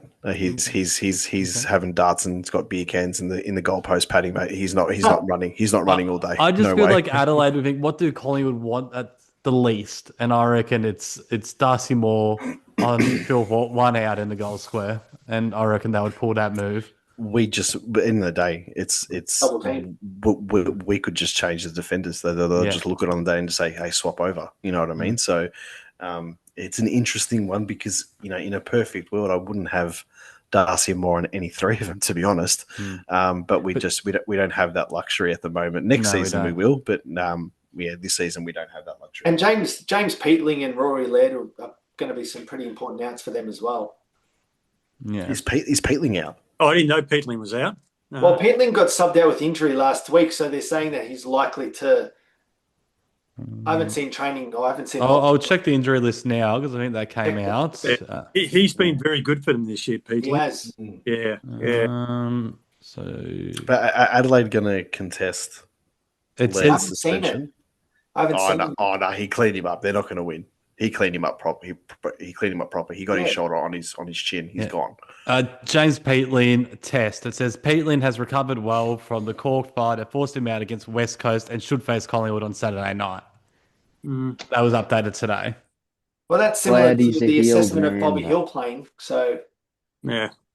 Well, did I read that right? That Bobby and Bo have both been confirmed to play. I think something came out just as we were starting this pod. Yeah, they're a fitness. I think they're fitness test. Yeah, they're assessed. I think there's more likely, as Andreas said. I think there's definitely a chance that Bo gets through and plays. Bobby looked lively at training from the vision I saw today, but whether or not the word is with Bobby is that he needs to get through a certain amount of training before they can take him to Adelaide. So if he hasn't even if he completes the main session, he already missed one training this week. He can do the main session, but then he's also got a captain's run they have to do. If they feel like he can't do it or he's not at 100%, they just won't take him. And that's coming from pretty close sources into the club. If he completes the training and he's firing up, they'll play him. Bobby's a 50-50 for the game against Adelaide. McCreary just got to get through the main training. Yeah. Like the captain's run is a hop, skip, and a jump. He'll be fine. But if McCreary gets through this main training session on Thursday, it's no question whatsoever. He'll be starting on the half forward flank. I was about to say, this isn't going to be a case, is it, where if Bobby and Bo are there and they're fit, we're not going to start one as sub, are we, to try and manage them? I just don't think I could handle that. We need them in the 22. And no Bo McCreary in the centre, even though I really loved him playing in the centre. That's where he's done his hammy the last two times. He's done it against North. He did it against Richmond or whoever it was. Brisbane. Yeah, it's one of those games. A Freo, because he did like 15 tackles against That's a really good point, actually. Just to go back a little bit, and the defenders the Adelaide Crows forwards, I'd like to get Grubman's thoughts on who should play on Phil for. Are you there, Grub? Yeah. Yeah, I think Bruzzy. I think On Phil for? yeah, maybe I don't want to see Darcy on him. Yeah, It's I don't know. difficult, isn't it? Yeah, it's a hard one. I feel like we don't But really have any appropriate matchups. yeah, he's a hard one, and with the side we've got. But real quick on Darcy, I'm interested. Do you guys think it's time for a change in captaincy? As captain, that was my next question, Grub. I think Michael and I's opinion. Yeah. We talked about it a lot on Saturday, so we'll Well- get Paddy's thoughts first. Sorry, Derm, we talked about it about 14 months ago, in fairness. True. Well, What do you reckon, Paddy? We'll go Paddy, then Andreas. Well, I think obviously, as we know, the captain is a peer voted thing at the start of pre-season. We've had a bit of a taste of Nick as the skipper, and he's done quite well. It's like, I feel like for me, it's a fait accompli that Nick's the next captain. I feel like he's just oozing that leadership and put the team on his back kind of thing. But whether or not, I don't know, like Darcy Moore's had a crap 4 weeks, and we're talking now, should he strip the captaincy? He might be a dual premiership captain in 6-7 weeks time. So maybe that would be a good time to let go of it. So who knows? I feel like it's been a little bit more than the last 4 weeks. I think he had a pretty underwhelming 2024 campaign. And So did most of the team, though. that is Yeah, true. That is very true.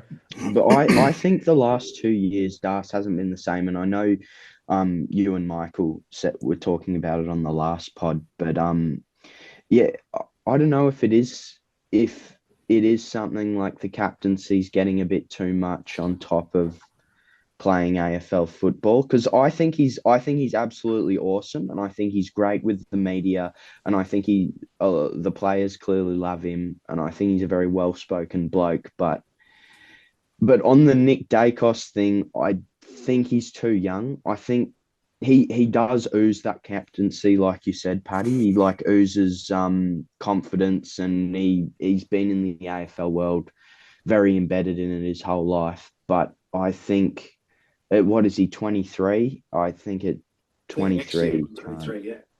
I think he's just got to focus on his own playing. I fully agreed with you and Michael in the last pod saying give it to Bruzzy for a couple years. I'm not necessarily even saying Darcy needs to lose the premiership on the captaincy. We're not losing the premiership. No, we're not. I'd rather not make it. But sorry. Yeah. But maybe it's time for a reshuffle. I don't know. I mean, I'm saying this, and look at the absolute performance we did from round 1 to round 17. Yeah. Like I feel like it's almost been 2 different seasons. Like I was dreaming for 7 weeks, and I was in this like blissful state, and now I've come right back down to earth where it's cold, and it's like coming out of vacation. Nothing's real. All right, Andreas, what's your opinion? Darcy Moore, captain 2026, yes or no? He's 29 years of age. He has taken the responsibility of being the president of the AFL Players Association. If you look at when he took that over, you can almost identically match it up with the real down slope of his form.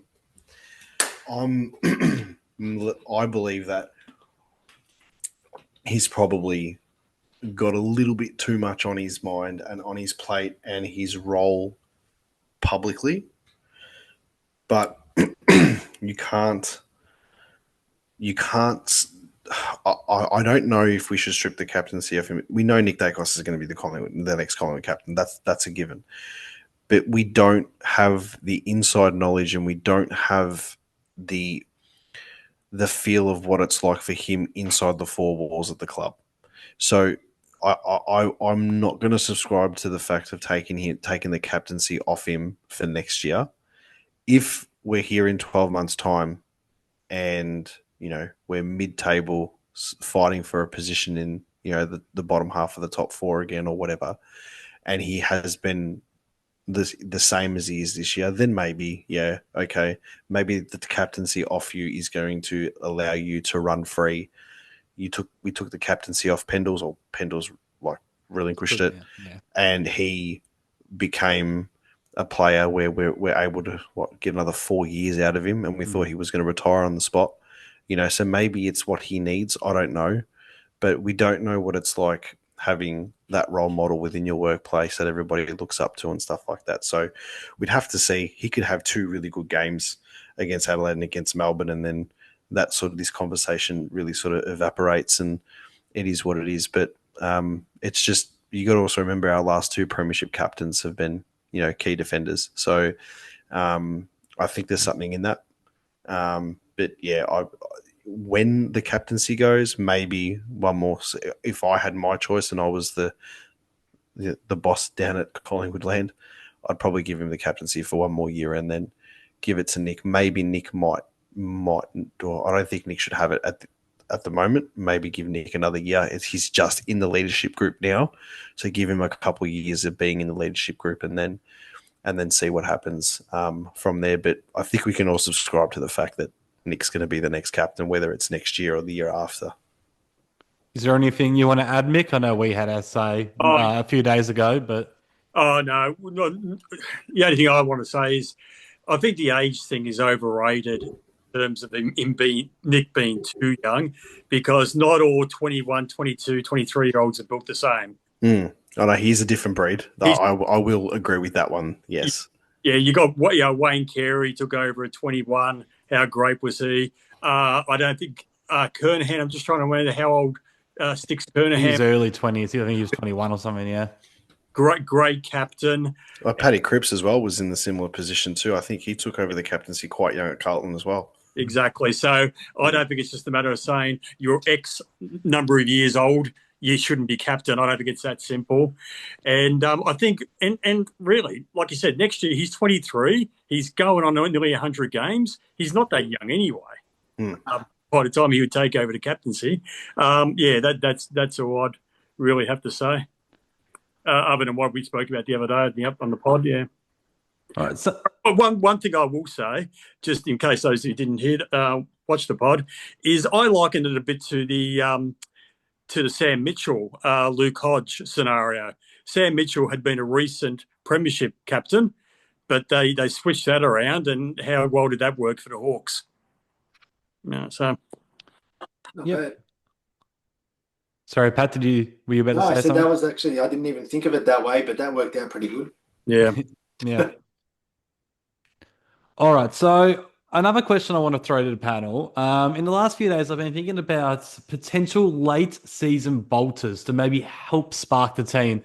I was thinking about the Richmond team of 2017. I think there was maybe 2 rounds left in the season, and Jacob Townsend came in and made a huge difference for them right in the last couple of rounds and then right throughout the final series. I was thinking, is there someone on our list that could potentially come in and do something similar? And I thought of guys like Ed Allen. He's played the 12 games already, so I'm not really sure if he would be so much as a bolter, but just someone that maybe we should give a bit more responsibility to. But then a few other guys, maybe like a Will Parker, a Rowan Steele, a Dimatina, any of these guys, because when you look at the players sort of on the 22nd, 23rd, 24th kind of guys, you got Will Hoskin-Elliott, and everybody knows Michael's thoughts on Hoskin-Elliott and mine as well. But another 4 disposal game on the weekend. I gave him a vote on the weekend. It's very good. But another 4 disposal game from Hoskin-Elliott.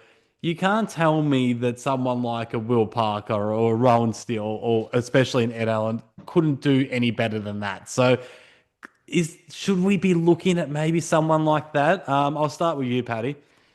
Yeah, it's an interesting one. I think we spoke about this in the July pod where I was in between yourself, Dermot, and Michael, where I was getting smashed saying, "Oh, Hoskinelli would be a good sub," and I don't know. I think Ed Allen seems to be the obvious one where he could come in and make sort of a bit of a difference and get that spark that we were talking about.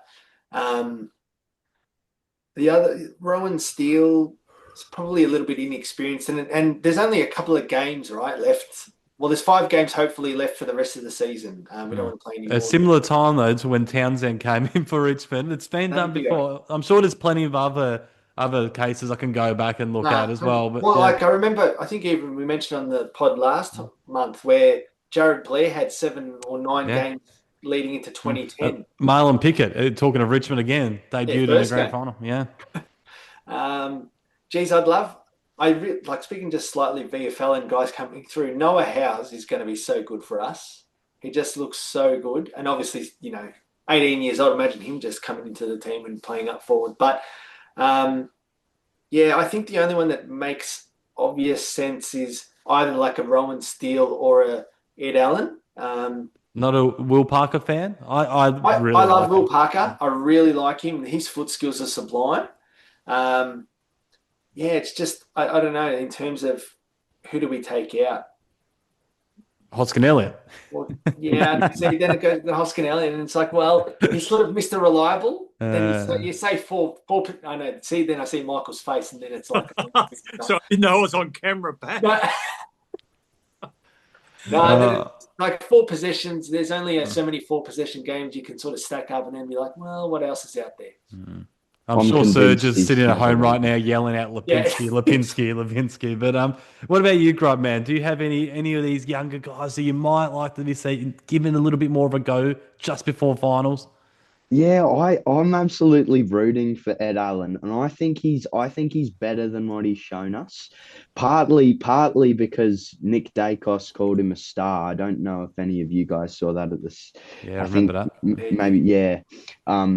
And I read that and was like, first round pick. Like, I believe in this kid. Like, this is the future of our club. Ed Allen, Nick Dacos together in the midfield. But and I really rate Will Parker. Like that game we had against Melbourne at the end of last year, Nick and Josh combined for 80. I just loved seeing all the young guys running around, like having fun, just absolutely just showing them like we're meant to be. Even though we weren't making finals and we were done, that was a fun game to watch, even despite the lightning. But I can't really see Will Parker coming in, but I do want to see more of Ed Allen, especially next year. I mean, it'd just be like a fairy tale story if Ed Allen just came in, brought that pace and effort that we need in the midfield. But never know. What about you, Andreas? It would have been Charlie West. It would have been Charlie West every day of the week. Yeah. We shouldn't have played him against West Coast at Marvel. He should have debuted earlier at the G. It would have been him. He is back at training. He's back running. I think his foot will be ready pretty much preliminary final week if it had to happen there.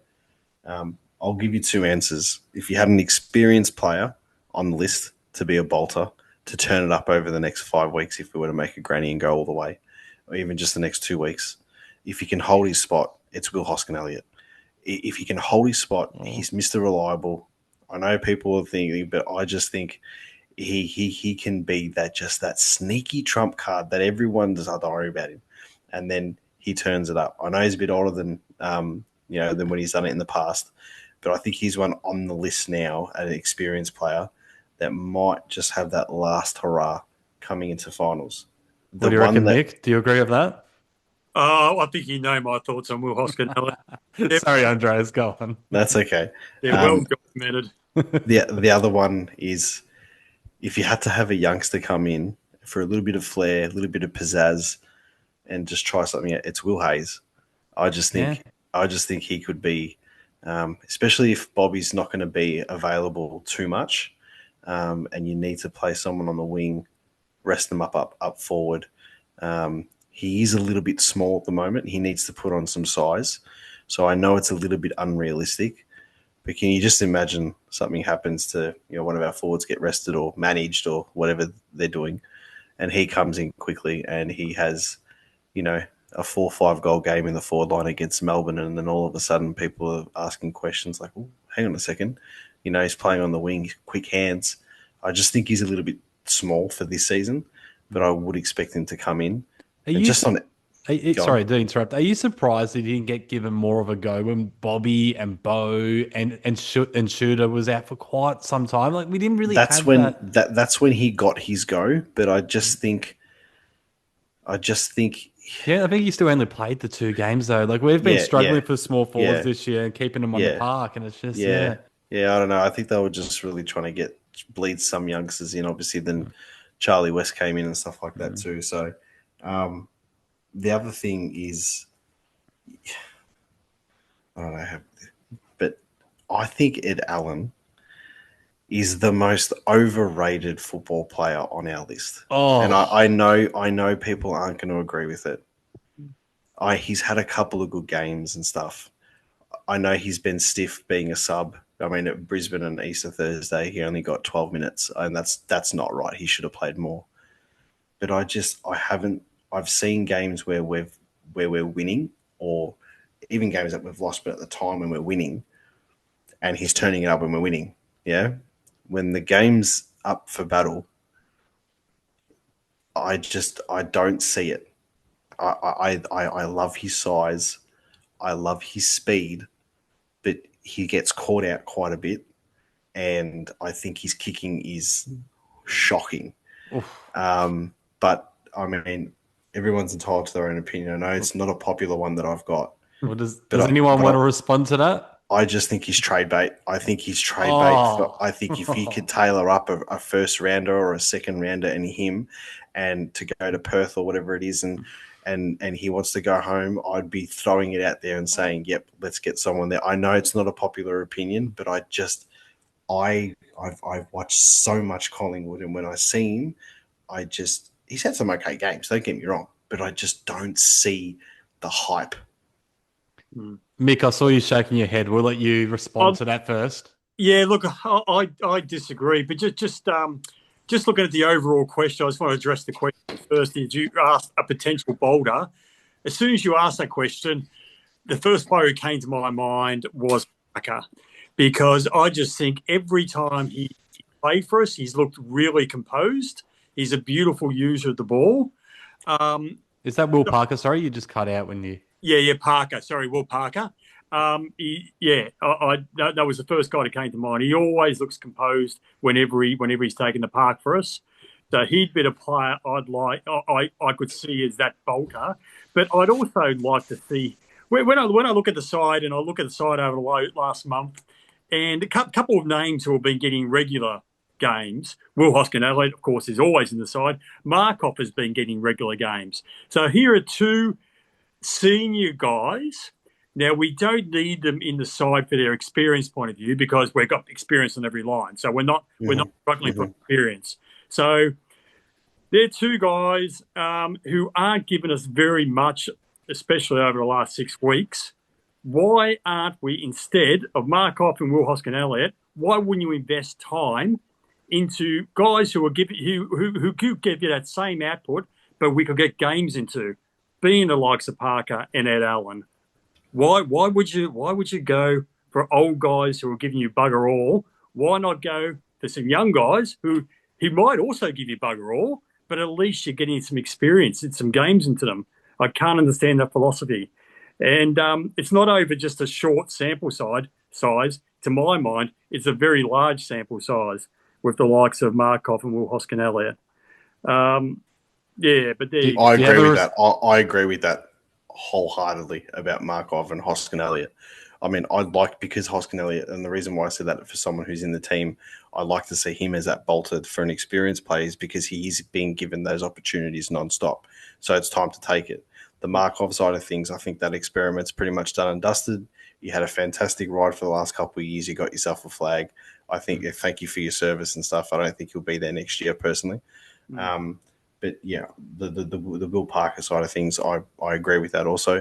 I think we are forgetting there is a forgotten man in the list, obviously coming back from his knee injury next season, and that's Harvey Harrison. Yeah. I think that's going to be I think that's going to be huge for us, and I do have my hopes at high because the sample size that we've got of him, he's been really good. Yeah, Like we're really all good. fans here. Yeah. So I think that's a little secret weapon that we've got under our sleeves for next season, and I'd be playing Harvey Harrison before Ed Allen Well, in my team, and I'm not saying it to piss anyone off or anything. I just personally myself, I just wish for someone that size and the speed that he's got, that he'd have more really big, impactful games than not. So, yeah.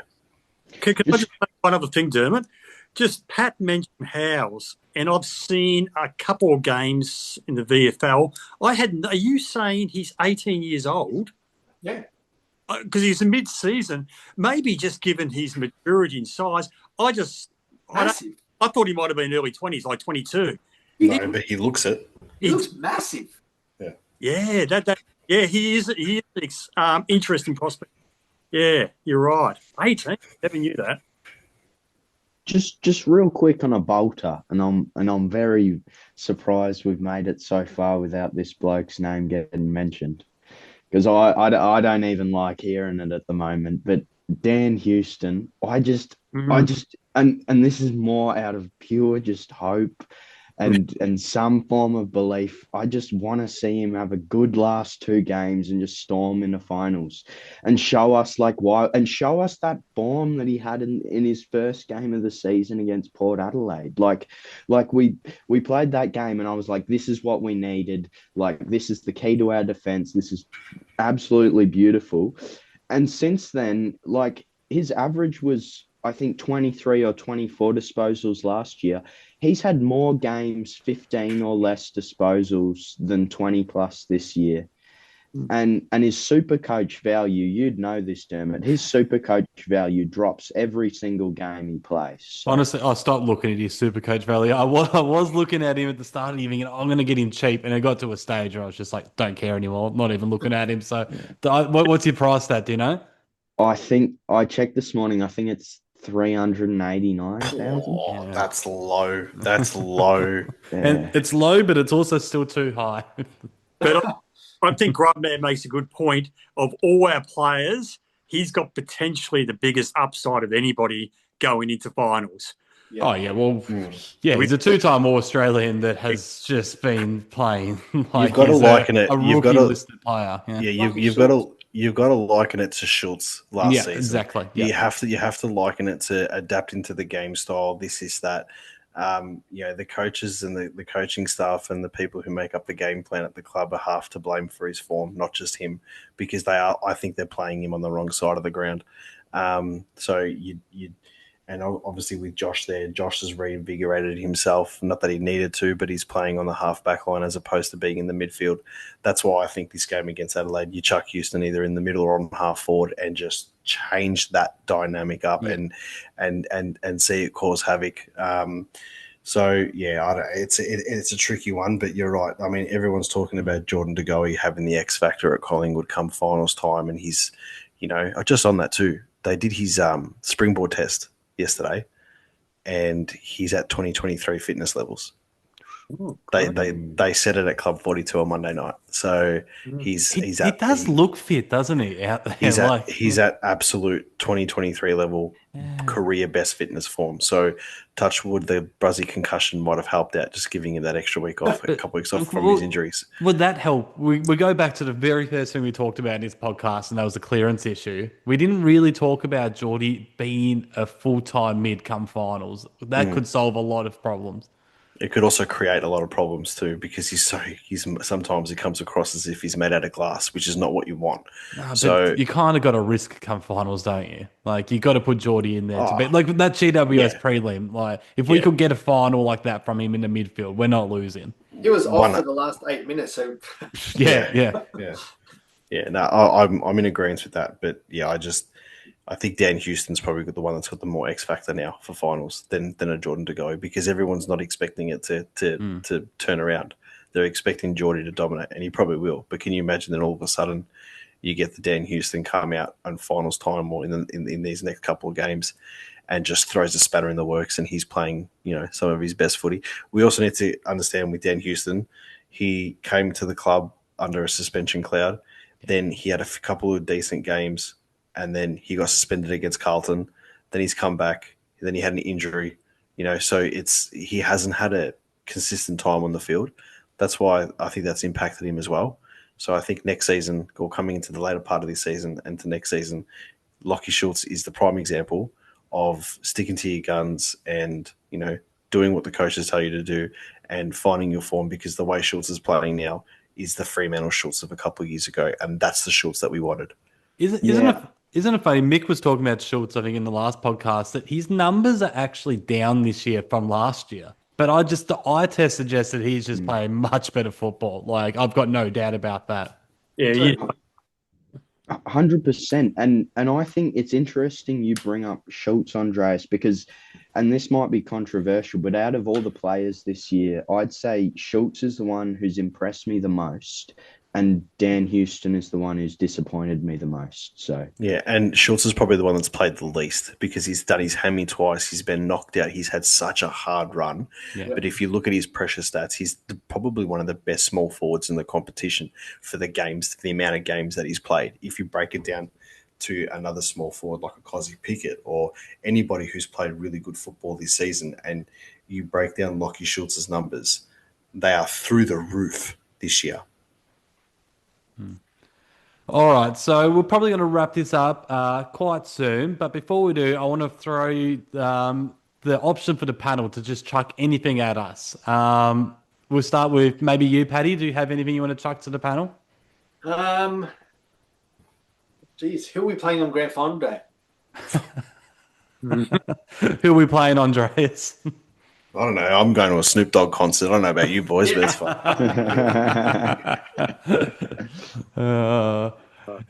What about you, Grub? Anything you want to talk about before we wrap it up? Oh, well, I was going to ask, the question I just answered, who's everyone's most impressed and least impressed? I think Houston's the least impressed. I agree with you there. I really like Isaac Quain this season. More from the fact that where he came from, based off his form last year. Michael and I talked about it a lot in our episodes in 24. I struggled to remember one good game that he played, and I think he's just back to his best. Brisbane. Yeah. Apart from that Brisbane game. Yeah, he was. Yeah, was that the one where Shooter won us the game, the late one? Yeah, and he had that incredible tackle. Yeah. But other than that one, he just had a really ordinary season, and I think he's back nearly to his 22, 23 form. Not quite, but he's nearly there. So I'm going to say Isaac Quainer. Mick? I'll go. Well, question without notice, just off the top of my head, probably most impressive, in spite of his lack of great tap work in the middle, would be Darcy Cameron. Yeah. Been great. But it's ironic that Nick might win the Brownlow this year, even though it's probably his weakest of all his years so far. It's a bit ironic. And the least, the most disappointing, it would probably have to be Houston, given what we're expecting to get, and notwithstanding Andreas's good points. At the end of the day, though, the actual output, forget about why it happened, but the actual output's probably been the most disappointing. Yeah. Andreas, have you got an answer, Andreas? My most impressed this season, and I'm surprised no one said it, from half time of the first game against Carlton until he pinged his calf, is Billy Frampton. I'm like those games, and when we were playing well, and what he was doing in the back line and how strong he made our back line, and the fact that I think to this day, maybe the Hawthorn game stuffed us up, we're the least scored against team in the competition. I think he had a huge part to play during that time. I will say Houston in the sense of only because what we expected and what we thought we were going to get, but I still think that we're going to get it, and I don't think it's all doom and gloom, and I think it's closer than not that it's going to happen very soon.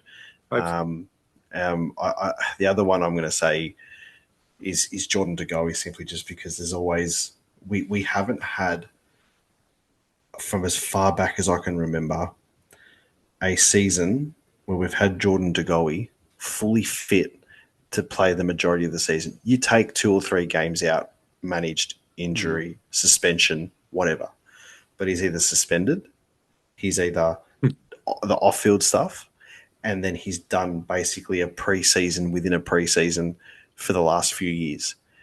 If we can get Jordan De Goey in 2026, right, in the form that he was in 2023 for the majority of the season, Jordan De Goey is going to win the Brownlow.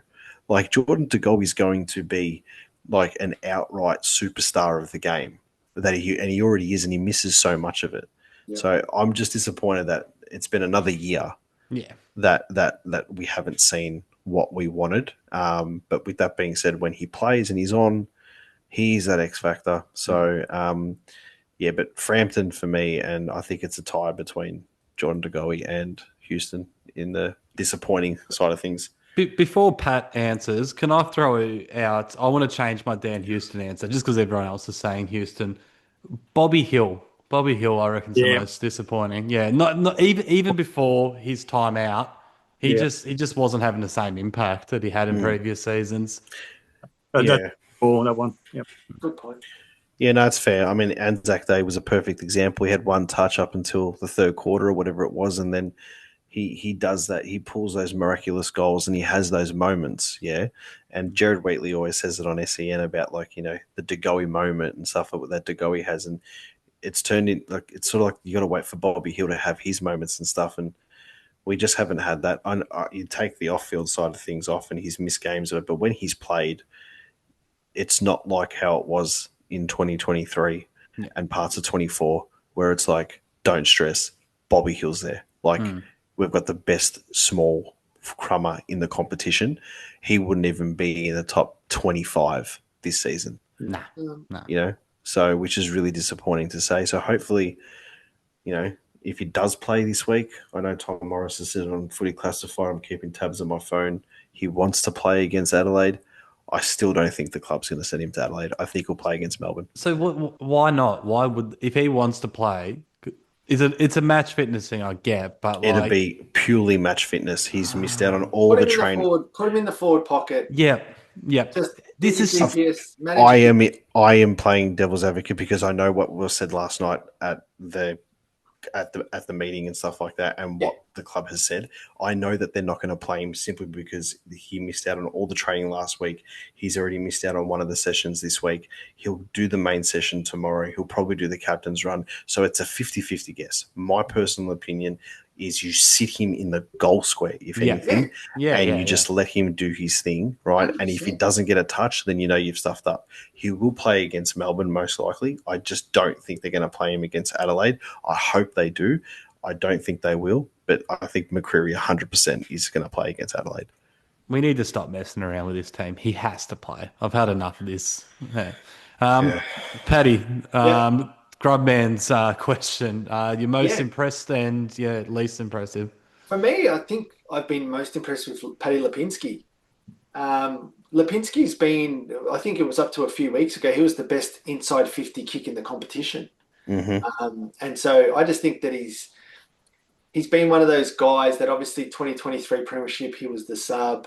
He sort of tried to find his proper niche into the team. He's just, like, I felt like you could rely on him a lot more sort of this year compared to previous years. And he's kicked a few goals. He's added a few strings to his bow. And definitely his delivery inside 50 certainly helped us.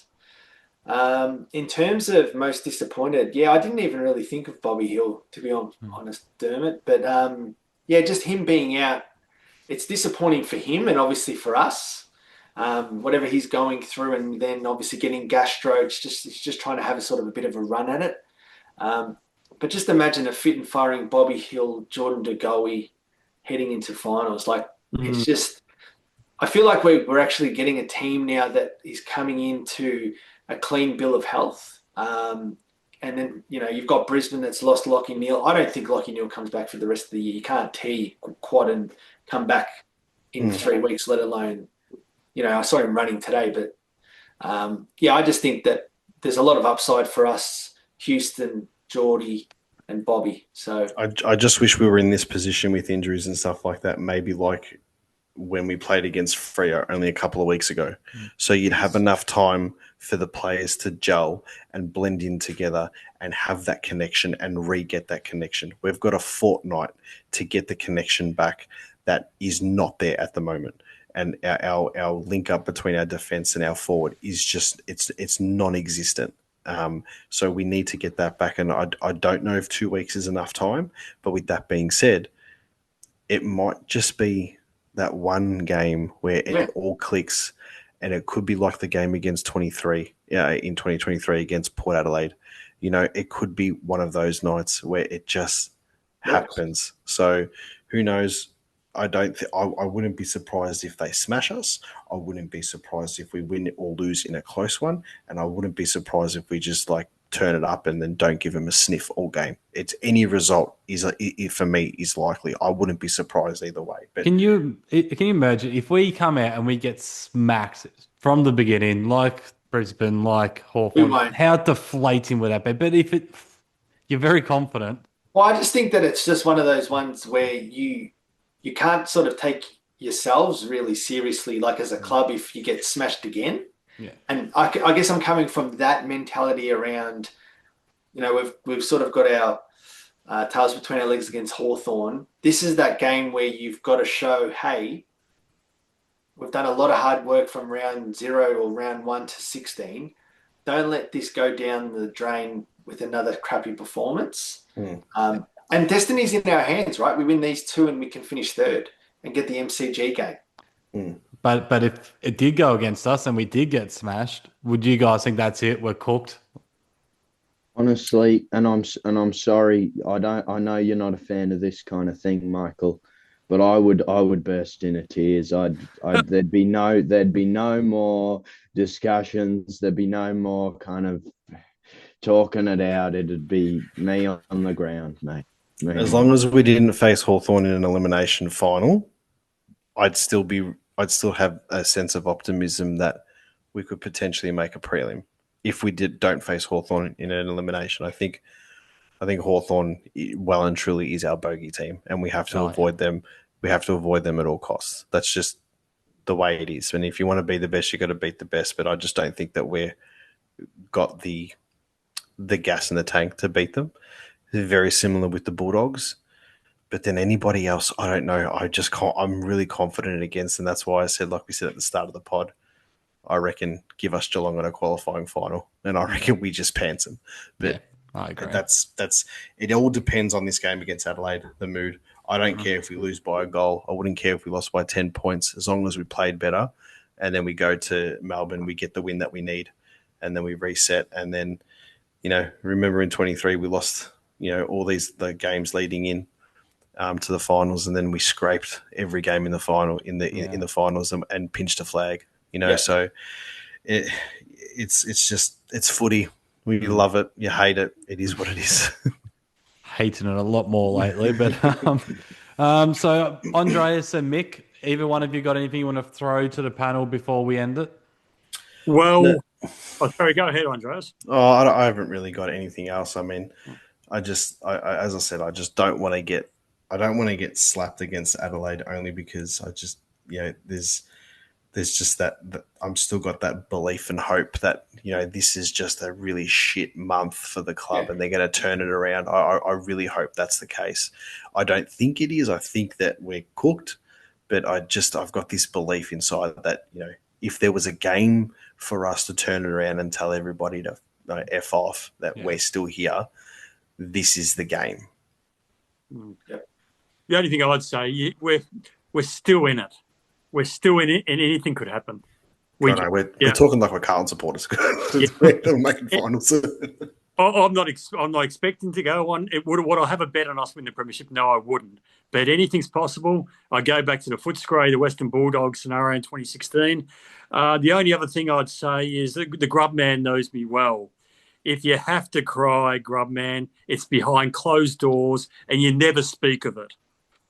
Sorry, Michael. We're men, Grub. We're men. We are men. Thank you for acknowledging that. When 80s, come on.